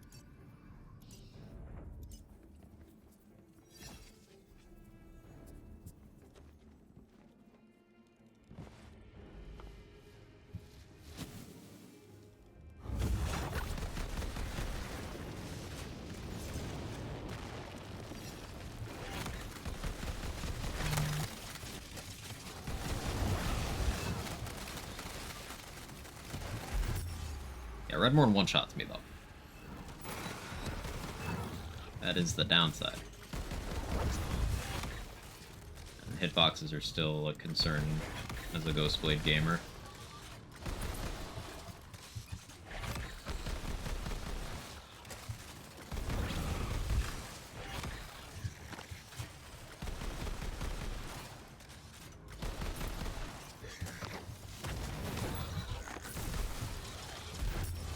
Ow. Here we go. Here we go. Oh, it's cooking. It's cooking. I heard some Exy blades go off. There we go. Unpause for a damage screenshot. I'll try next time. I'll try next time.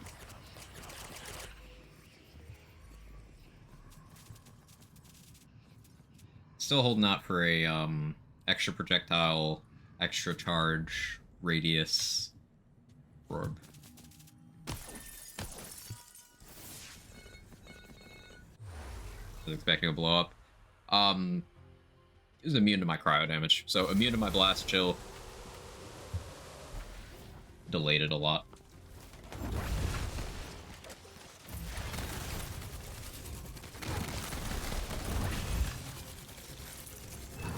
I think for bossing with the Stavomatic, Universal Soldier's optimal.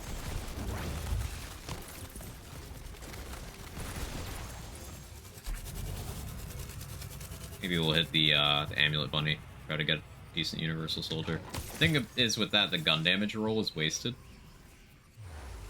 And our ghost blade uptime starts to go to shit, but like, we don't really need it.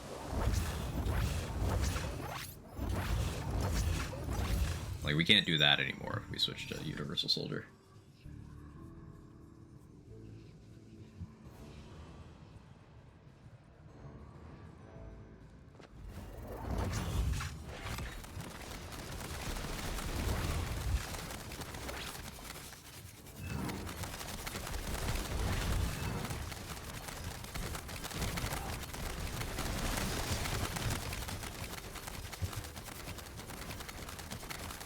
Keep in mind, things we're not using right now. We're not using crossbolts. We're not using soaked.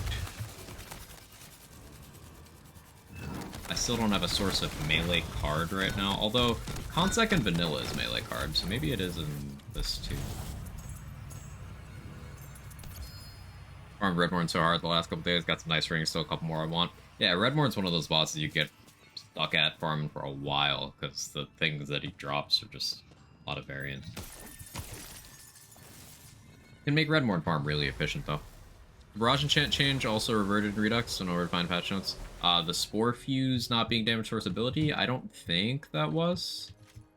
There's a few interesting enchant things done here. I'll link the patch notes for you here. Boom. There you go. Like there's some that stack. For example, From the Shadows Reload, because you can get that in multiple slots in Redux. It stacks. So your first reload, if you put that enchant in, say, this slot, this slot, this slot, and this slot, you'd get 8 seconds back of FPS on your first reload. It's, a lot.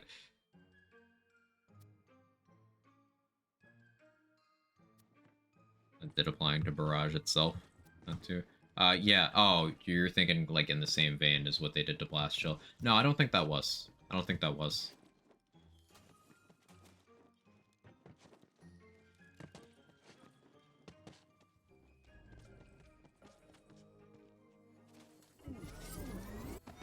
Gonna have Ice Poison Dot build, so one ring's Ice Poison Chance and Poison Dot, and the other's Ice Poison Chance and Ice Duration. Right.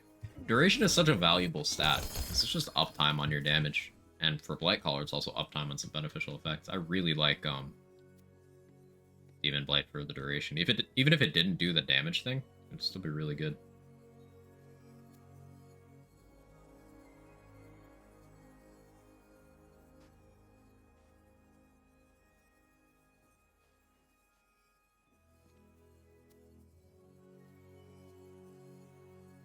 Or Universal Soldier. Stabbo, right? Burr is acceptable, but I want Stabbo.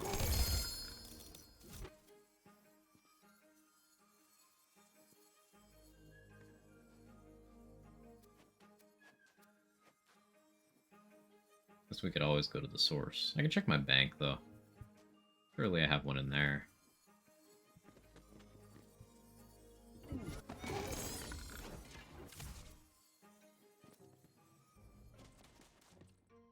Yeah, we're not going to see Spore Fuse in Redux, because damage dealing enchants are something that are not in the creative vision of the mod.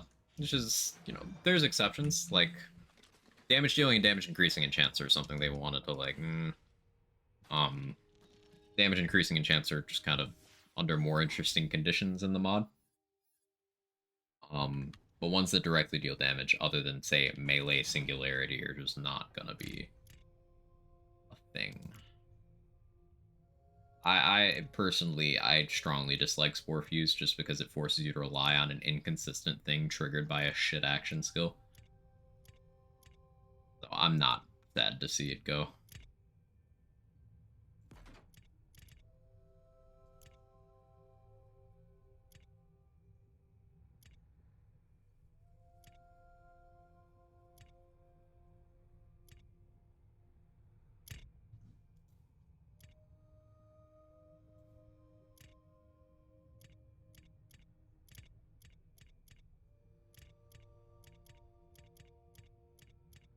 Stavo Universal Soldier. Anywhere in here.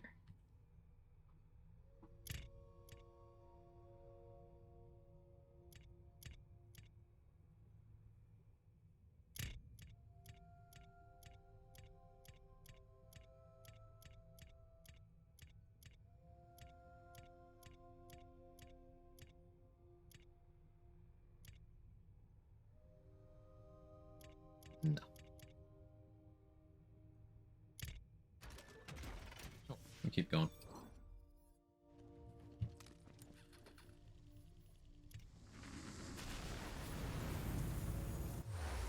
What else would you Fizz go hard on?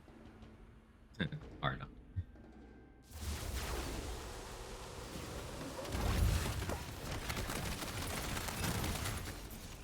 Maybe Blizzard, honestly.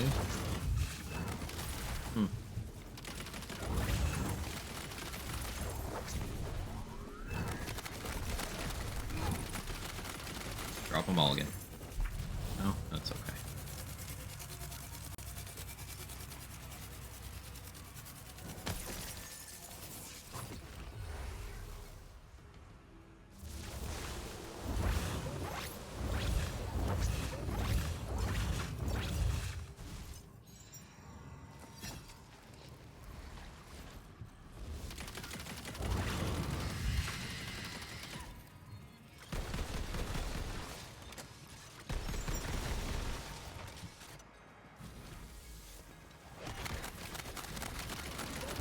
Thinking about Dot Blizzard and mess around with that.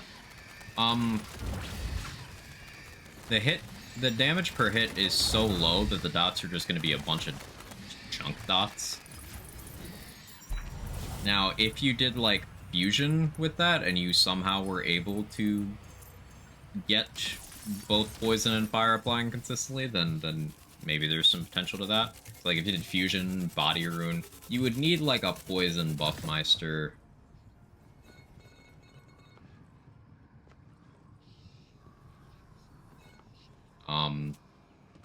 But if you did like poison buffmeister, had body rune active, then I think you could get a decent amount of fusion explosions out of Blizzard. Problem is you're locked to Spore for that, and Spore doesn't provide much to that at all.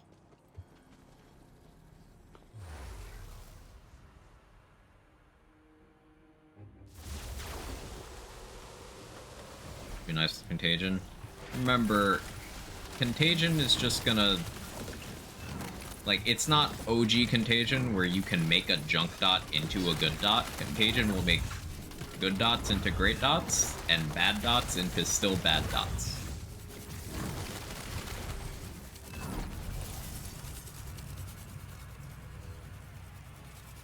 And the damage from Blizzard itself is still pretty underwhelming without the augment.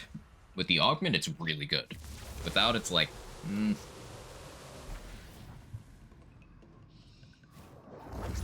even with the augment, I don't know if that does dots well, because it's like void damage, and that's a whole sphere of just different stuff happening.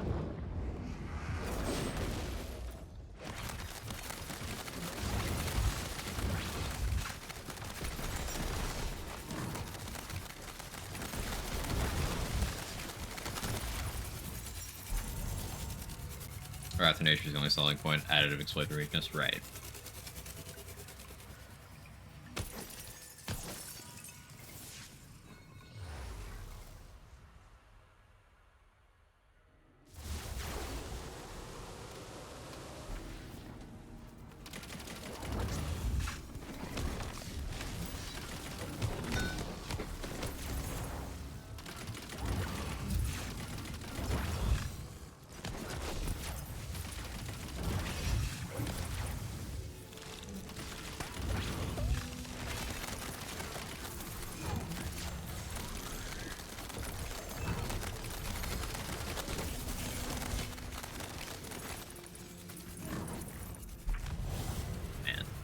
This setup's feeling real strong. This is even with the nerfed bleed augment, proof that you can nerf something that's overperforming and get it more reasonable, but that it's still gonna be monstrous if the effect itself is good. And that's what's happening. But the changes to Omega Rush in particular, fine with the ability to blast chill is like, ooh.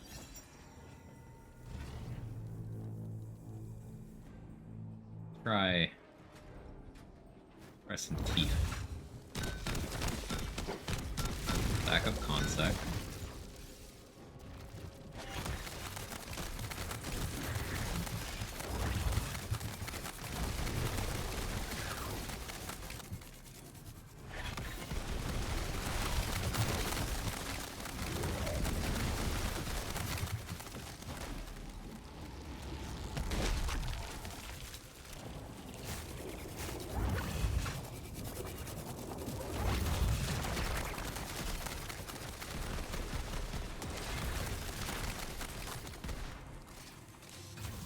This is really good damage.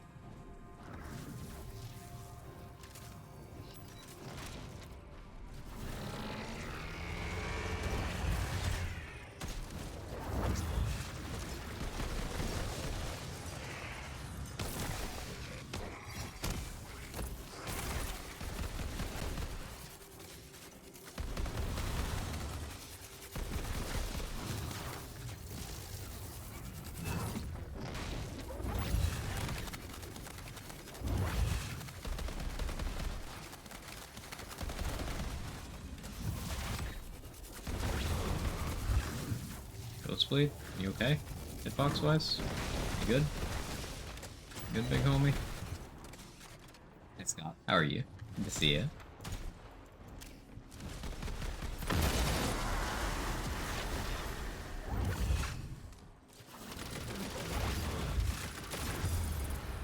Oh, the purple goo on the ground. Forgot I have a Deathless on. I can't stand in that.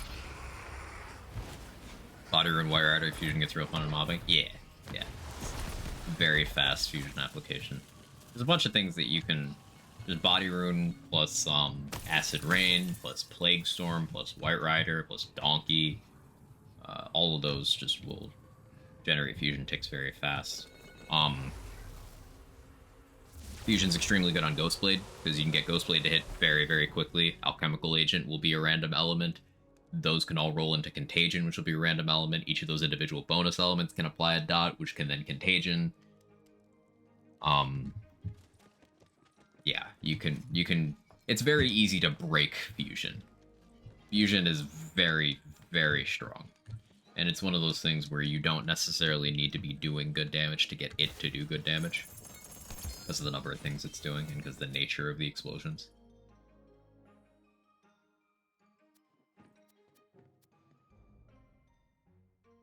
Gotta run, see y'all later. Have a good one, Boom. Thanks for stopping by. Really happy Stavomatic is back. It's... in its vanilla Wonderlands form, it is, at its least, potentially problematic, in my opinion. Because as long as we don't have, say, a Spellblade situation, and because they gutted Buffmeister properly, it's not going to be as much of a problem. Like, there are stronger forms of range to melee. Straight up.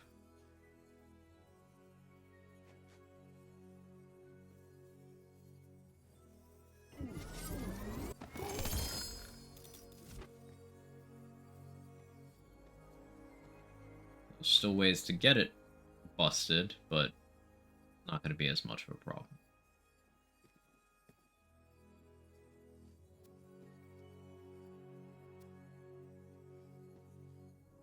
That's a good Harbinger. Give me that.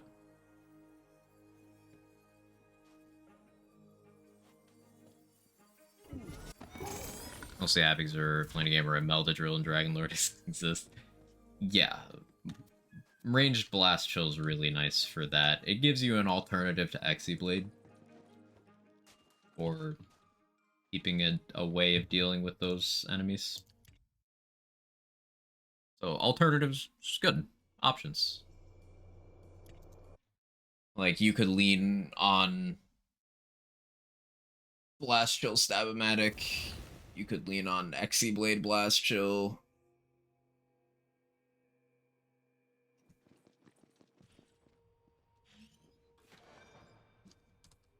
You've got Queen's Cry. You do Queen's Cry, Taser, spawning Exy Blades, spawning Blast Chill. Let me actually roll Euphys onto this thing.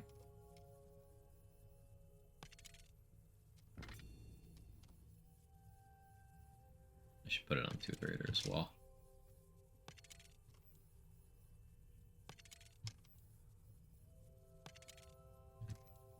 The fire rate reload's really good on Tooth Raider.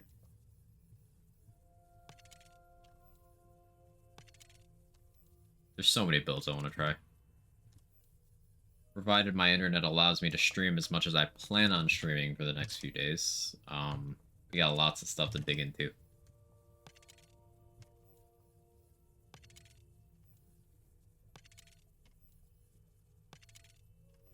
Like, I haven't even spent much time with the new items today.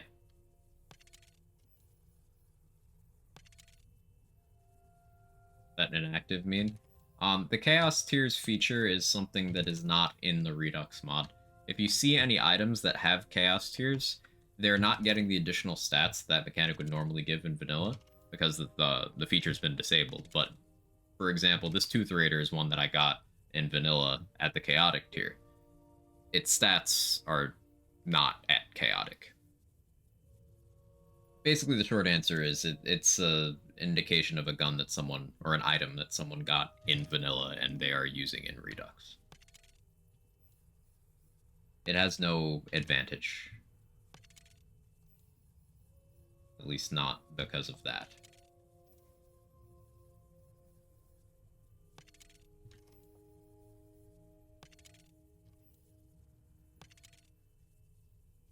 There's Euphys on that.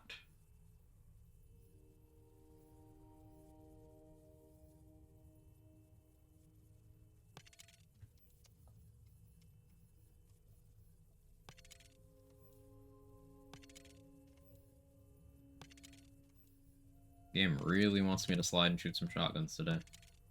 We'll be doing that, just not today. I think that enchant will be fun on Red Hellion or Circuitous Gyre.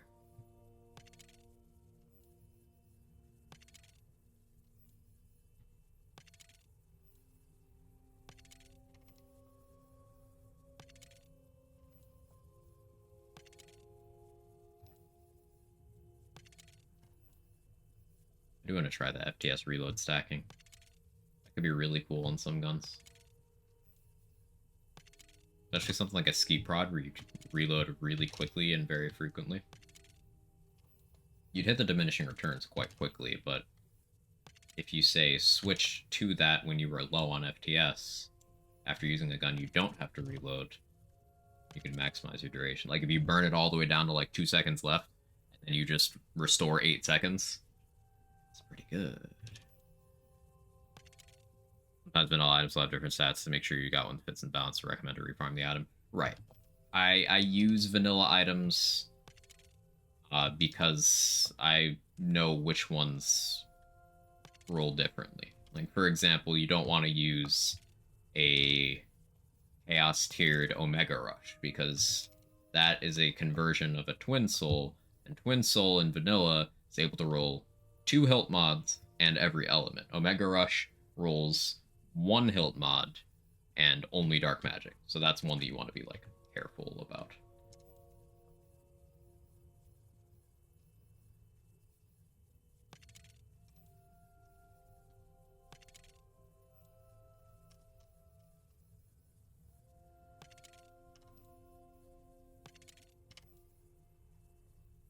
I think that 8 seconds are a long time. It's all about perspective.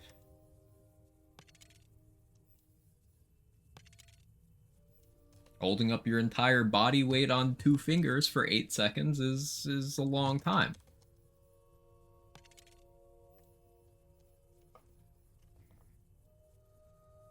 You like that? I sidestepped and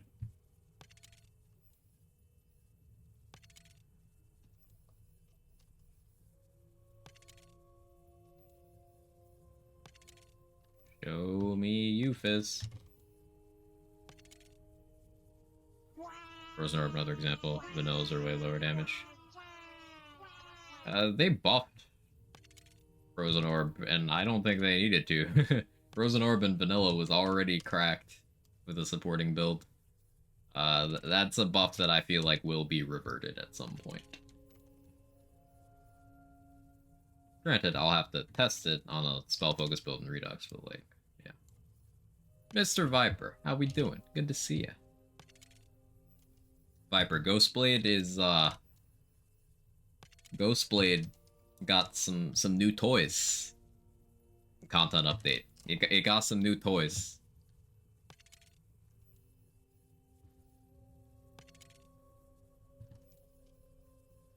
New toys? Ah, here we go. We rolled it. Alright. So not only does Blast Shield now trigger from all melee damage, but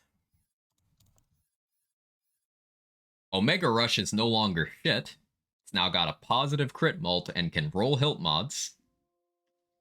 And just look at this enchant for me real quick. Just look at the prefix and look at the enchant effect and tell me you're not interested in this.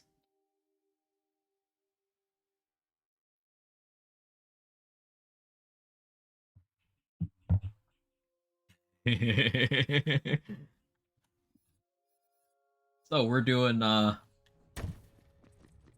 that. Smile.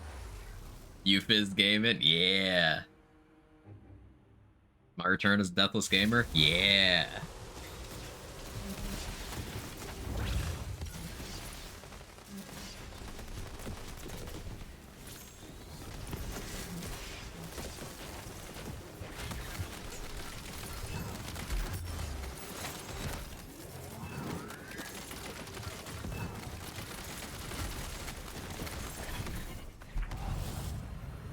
Old habits die hard. As dies harder. Well, you get real squish running Deathless in this particular setup. Hey, trust in magic, I'm less squish. You get real squish running Deathless in this particular setup, because I have no real way of refilling my wards. Like, we don't have the Guardian Rank perk that kicks your regen off in this game, but also Body Rune has just trash recharge delay and rate.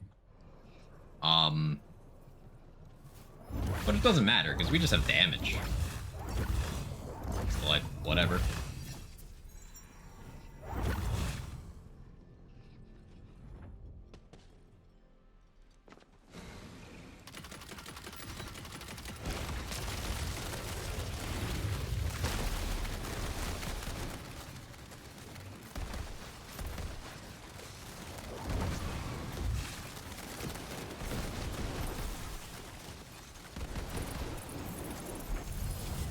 Just blast Shill off of our Stab-O-Matic. It's fine. It's fine.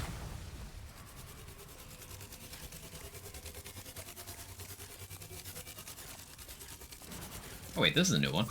Grace. Leave me alone. I'm looting. Passively grants plus 20% damage to all Swift Swords. Additionally grants plus 15% increased max health. That's cool! Hang on, that's really cool. Fuck off, Stormlings and shit, let me loot. I need to make room. They add more difficulty to account for these power increases, right? Right? Listen. Content updates are ongoing.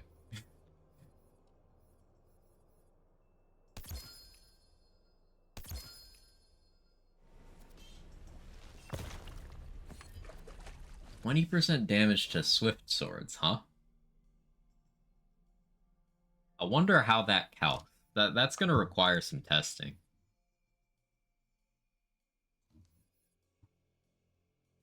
It's like Bronco Buster profile, stat-wise. That's cool.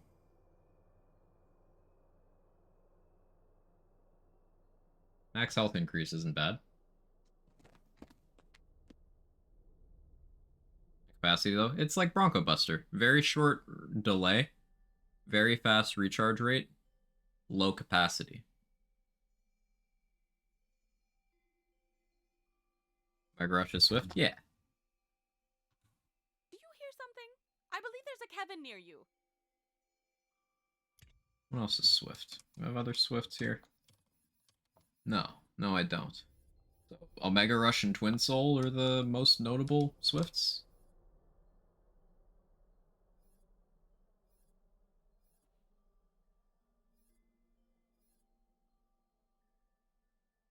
Even if it's a Jake. This is a Kevin.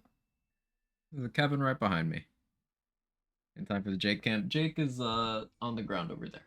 Kevin's up here.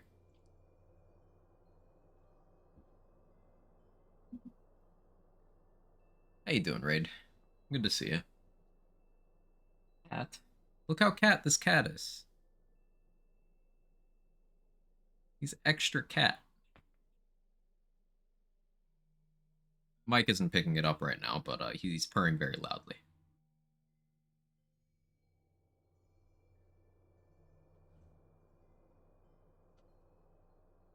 You're not very good at catting, are you? Okay, love you anyway. You're a good boy. Peter Bronco Buster dropped a Brimming Vagabond. Love that shield. Brimming Bronco Buster. I was saying that a bunch of times fast. Just gives you such good healing. Actually, run that on a vanilla Cleansing Flames build I use.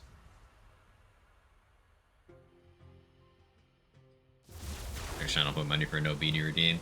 I didn't feel like finding my hat today, and I got a haircut recently, so we're going the free-flowing locks today. Get a Monarch yet? No. I will definitely be trying Monarch on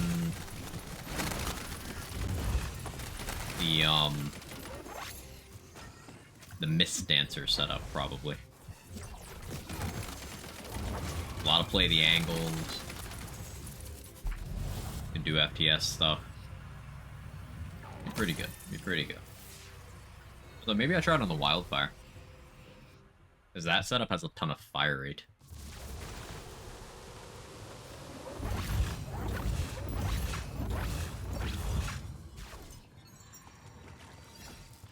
Lemon says Bronco Buster can only roll one part as a change in Redux. It's a good question. Yeah, it can definitely only roll one in vanilla.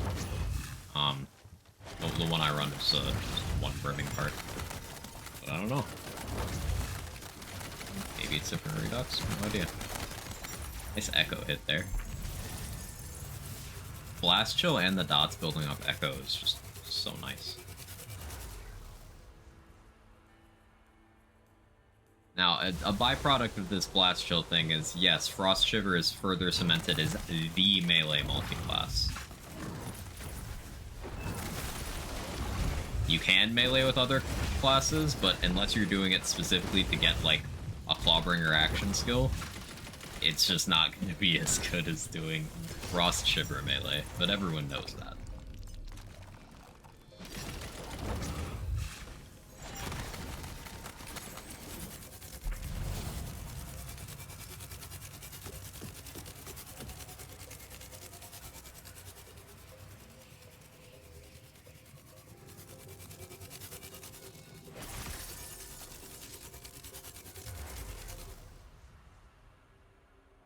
Yo, Optimum, if I could have some spit rate, that'd be cool.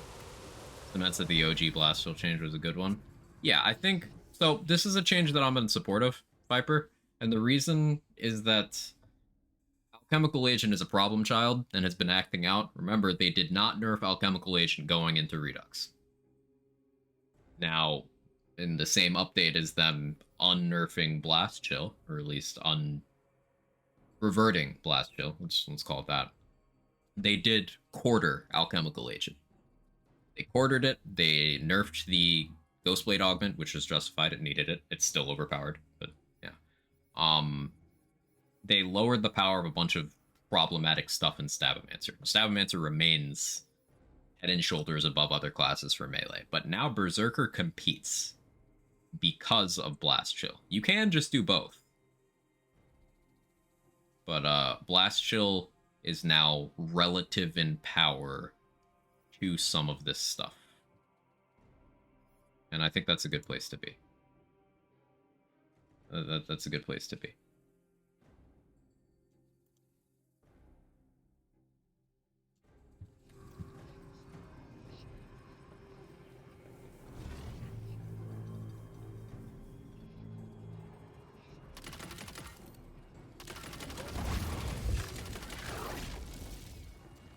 Really, hey, there's two problem children. You can pick both. You can get blast chill from armor, which adds an interesting angle to it. But you do need to support blast chill a little more than you need to support alchemical agent for it to get to the point where it's problematic. And then even then, it's also inconsistent, right? Alchemical agent is if you crit, you get it. Blast chill is you have a 20% chance to get it.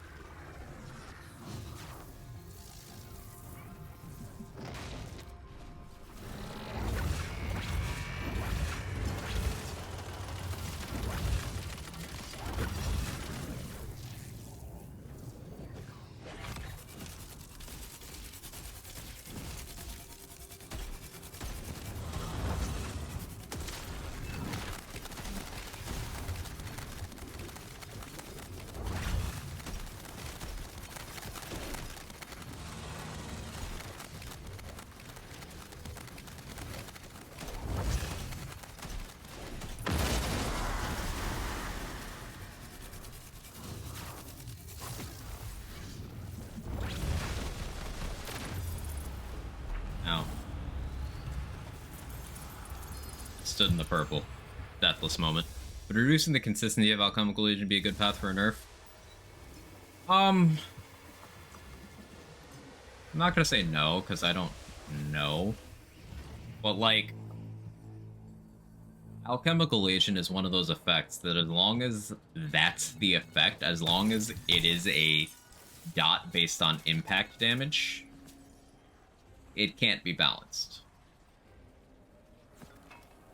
It will always be overpowered, as long as it is what it is. I want both of those petty tantrums, honestly.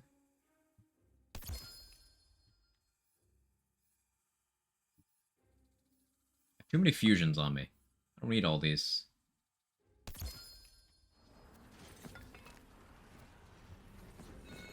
Like, you could make alchemical agent 0.5%.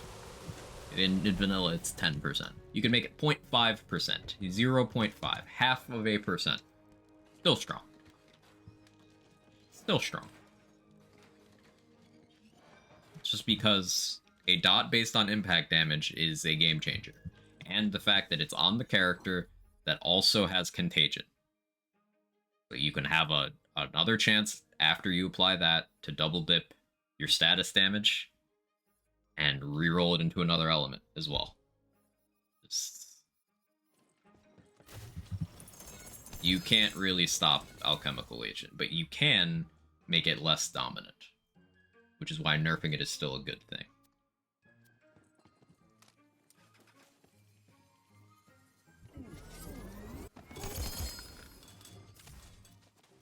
Echo Shock Fatebreaker? Yeah, I saw that. I just don't have inventory.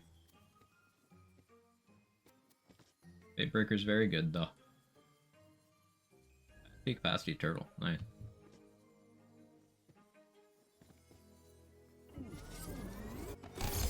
Boosting number doesn't really do anything. I was thinking something along the lines of giving a 25% chance to proc on crits. At that point, it becomes the play the angles situation where people don't really care that play the angles is a chance on crit, because it still happens and you can still brute force it with extra instances of damage. But the most notable thing that achieves is it really pushes people towards from the shadows, which is already present in Sabomancer's kit. It's the same class. So that might actually reduce diversity, because you see melee builds instead of like, oh, I can run Ghostblade while I do all this, or oh, I can run Dreadwind. It's like, oh, I can continue to use from the shadows, which despite the fact that both From the Shadows and the Augment were nerfed in this update, they're still overpowered. And it's still the optimal way of getting value out of, say, like, Salt and Battery. You go Salt and Battery, Critical Ascension, Blast Chill, Alchemical Agent, Contagion. You can have all of that in one build. And making Alchemical Agent a chance on crit is not gonna stop that from being problematic. Whereas it would massively reduce the consistency on, say, throwing a hammer with Storm Dragon's Judgment. It'd still be very powerful in both, and it's something you would still absolutely take for both, but fly unevenly.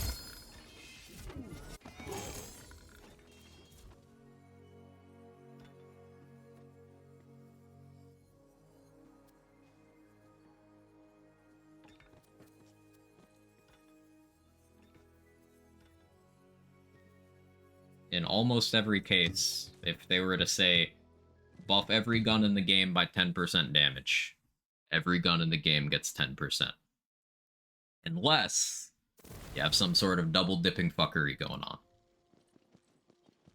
Like if they increased the card damage of every gun in the game by 10%, in theory, that affects all the guns equally, but when you get to things like things that are a chance of a chance, then things like fire rate enter, things like projectile count, other skill synergies, damage sources, it gets very complex very quickly.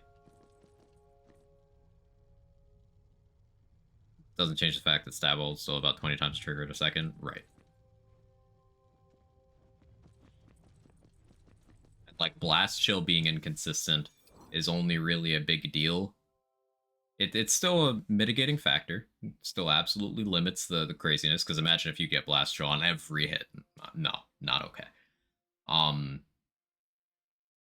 But this drawback of it being chance-based is most relevant on swinging melee, just because you're hitting most likely only one enemy, and most likely infrequently.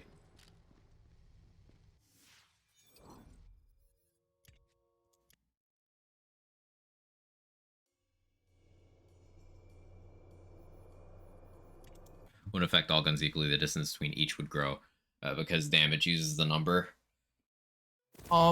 Yes, but it would... So, it wouldn't affect equally, but that's because of those mitigating factors. Like, things like how frequently things trigger, and in a vacuum, this is why theoretical numbers like that aren't always indicators of how something does. And there's some items where the card values just...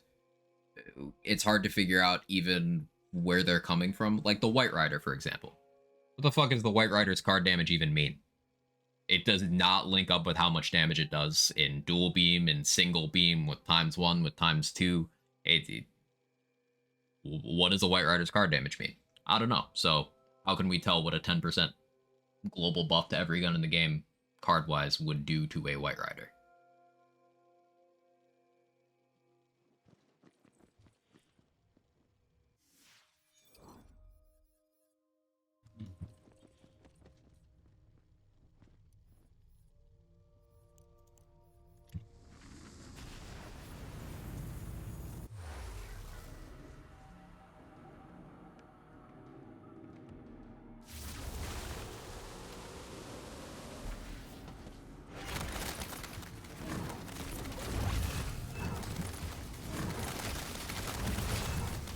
But then you do have things like Circuitous Gyre, for example, gets multiplier to its damage for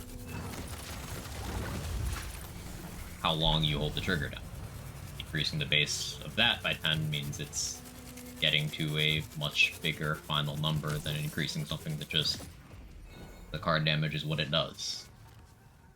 Things like Torg Stickies, you know, they're gonna benefit disproportionately, even though they got the same buff. We don't have to cancel out of Theodore now, because we have Stavomatic. We do have Exulate, so we could have done it already, but...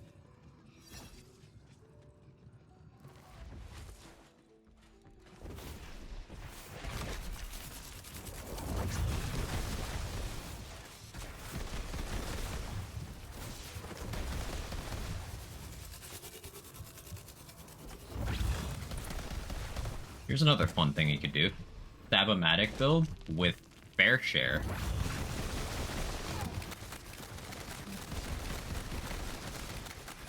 No, you couldn't do Stab-o-matic with that because then Stab-o-matic's non-LE. You'd have to do an Blade build with fair share. Queen's Cry tasers with Blade would convert half of Blast Chill into lightning damage. Not really useful. But fair share affects Blast Chill. That was the core thought there.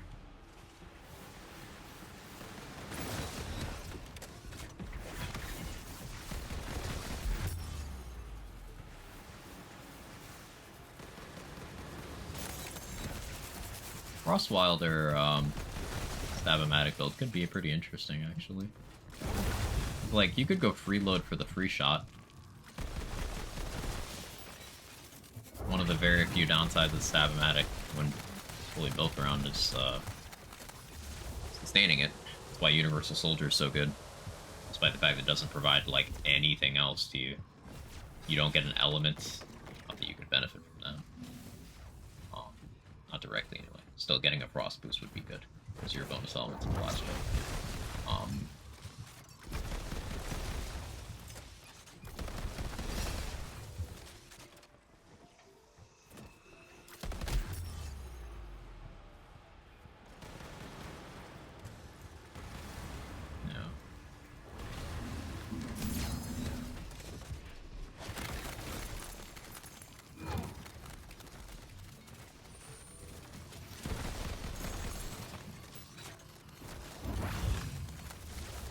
I really want to use this this Consec melee enchant. It's hard to, with how squishy I am, it's hard to actually land a bunch of hits. Definitely for more of a pure melee playstyle. I guess the question there is, like, if I change it out to.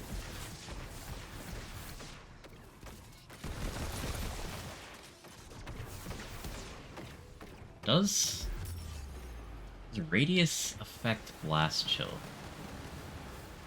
Keep going back there. I have to try not having that on.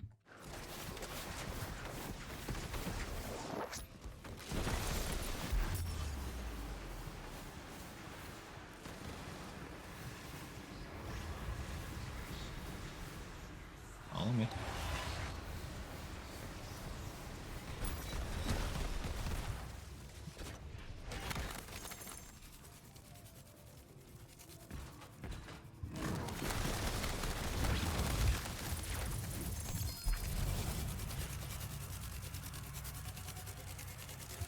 Decently easy to test with big ounce, yeah.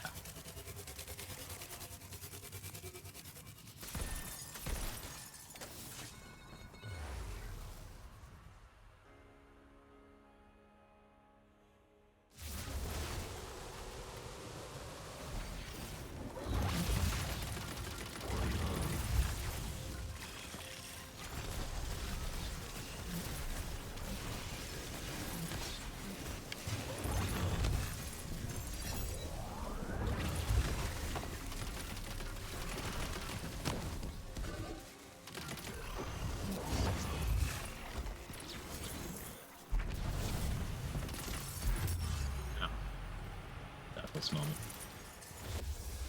At least respawn is even faster now.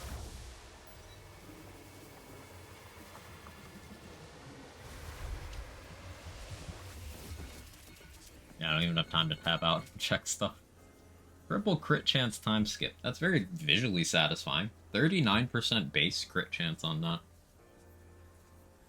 I definitely want better parts on a time skip, but that's too cool not to take, right? The elusive triple rolled legendary item. I don't have coffee. Sad.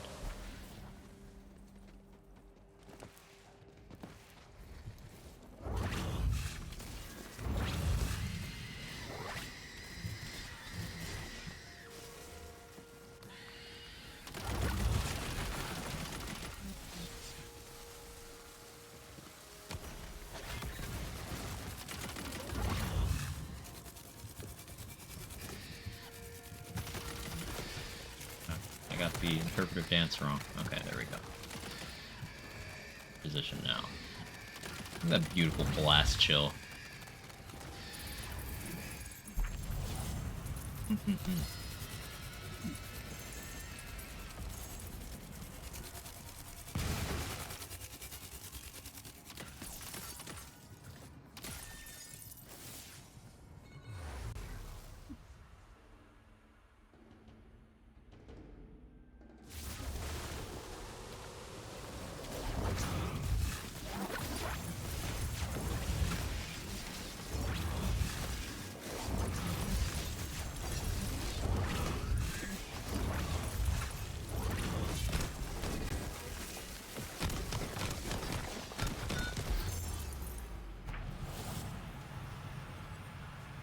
Too risky.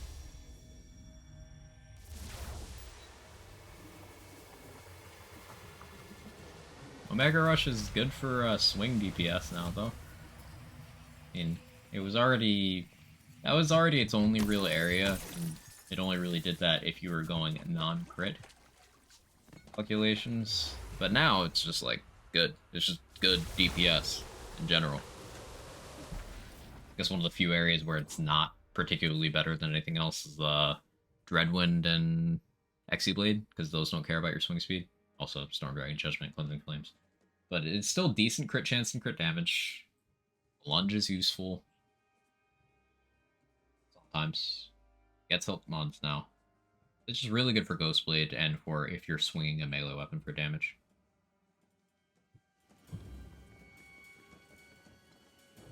Big Ounce being bumped down again means Banshee is probably back to being cleanly the Dreadwind weapon. I don't see anything else being comparable anymore. Unless there's another new melee weapon I'm not aware of.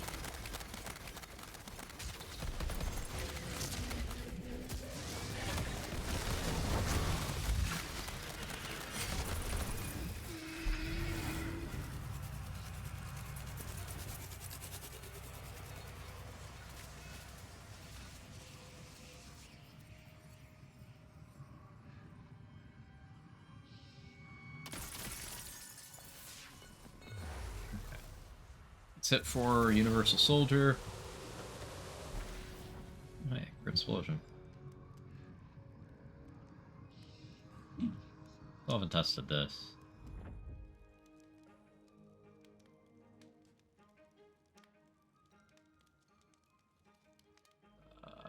What can I get rid of?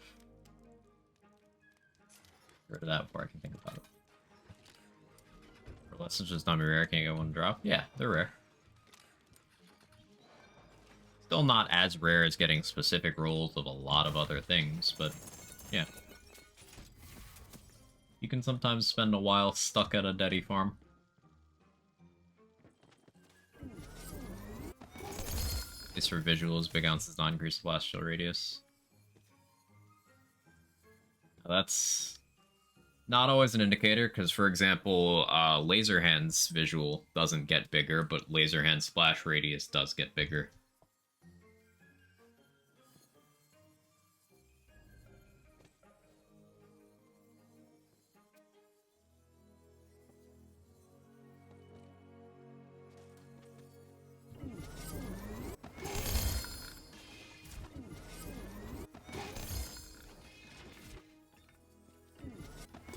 Question: if Blast Chill gets bigger with splash radius bonuses, like actually bigger, not just visually.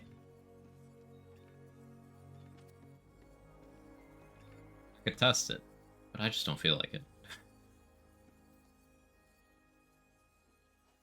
Be a pretty easy test. I'm just lazy.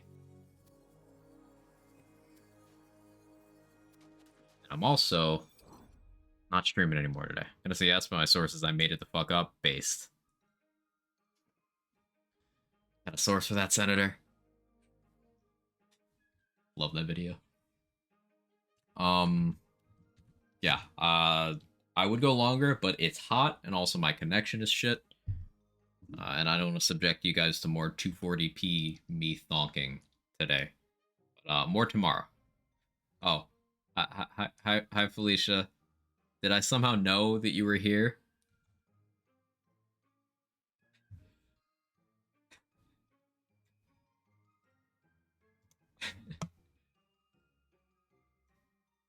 Um, yeah, more tomorrow. More tomorrow.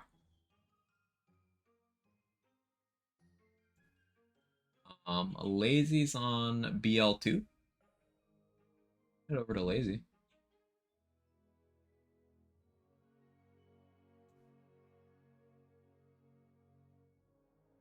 Looks like he just beat the story. He'll still be live for another couple hours. Oh no, he just beat Hammerlock DLC. Right. Sorry, I got too close to the stream. But thank you for stopping by, Felicia. Always good to see you. Thank you everyone else for hanging out. Again, I'm sorry about the stream quality today. I don't know why my my ISP is like turbo shit today, as opposed to like the medium level of stank it normally is. Hopefully it'll clear up tomorrow. I'll run on extra potato stream settings tomorrow just to be safe. Hopefully give it a little more breathing room. But yeah, more Wonderlands Redux stuff. Really enjoying the content update. Lots of cool build crafting stuff to mess around with. Have you back? Thanks, Scroll. I appreciate that. Good to be back. Let's jiggle for Lazy. I'll see you guys next time. Bye-bye.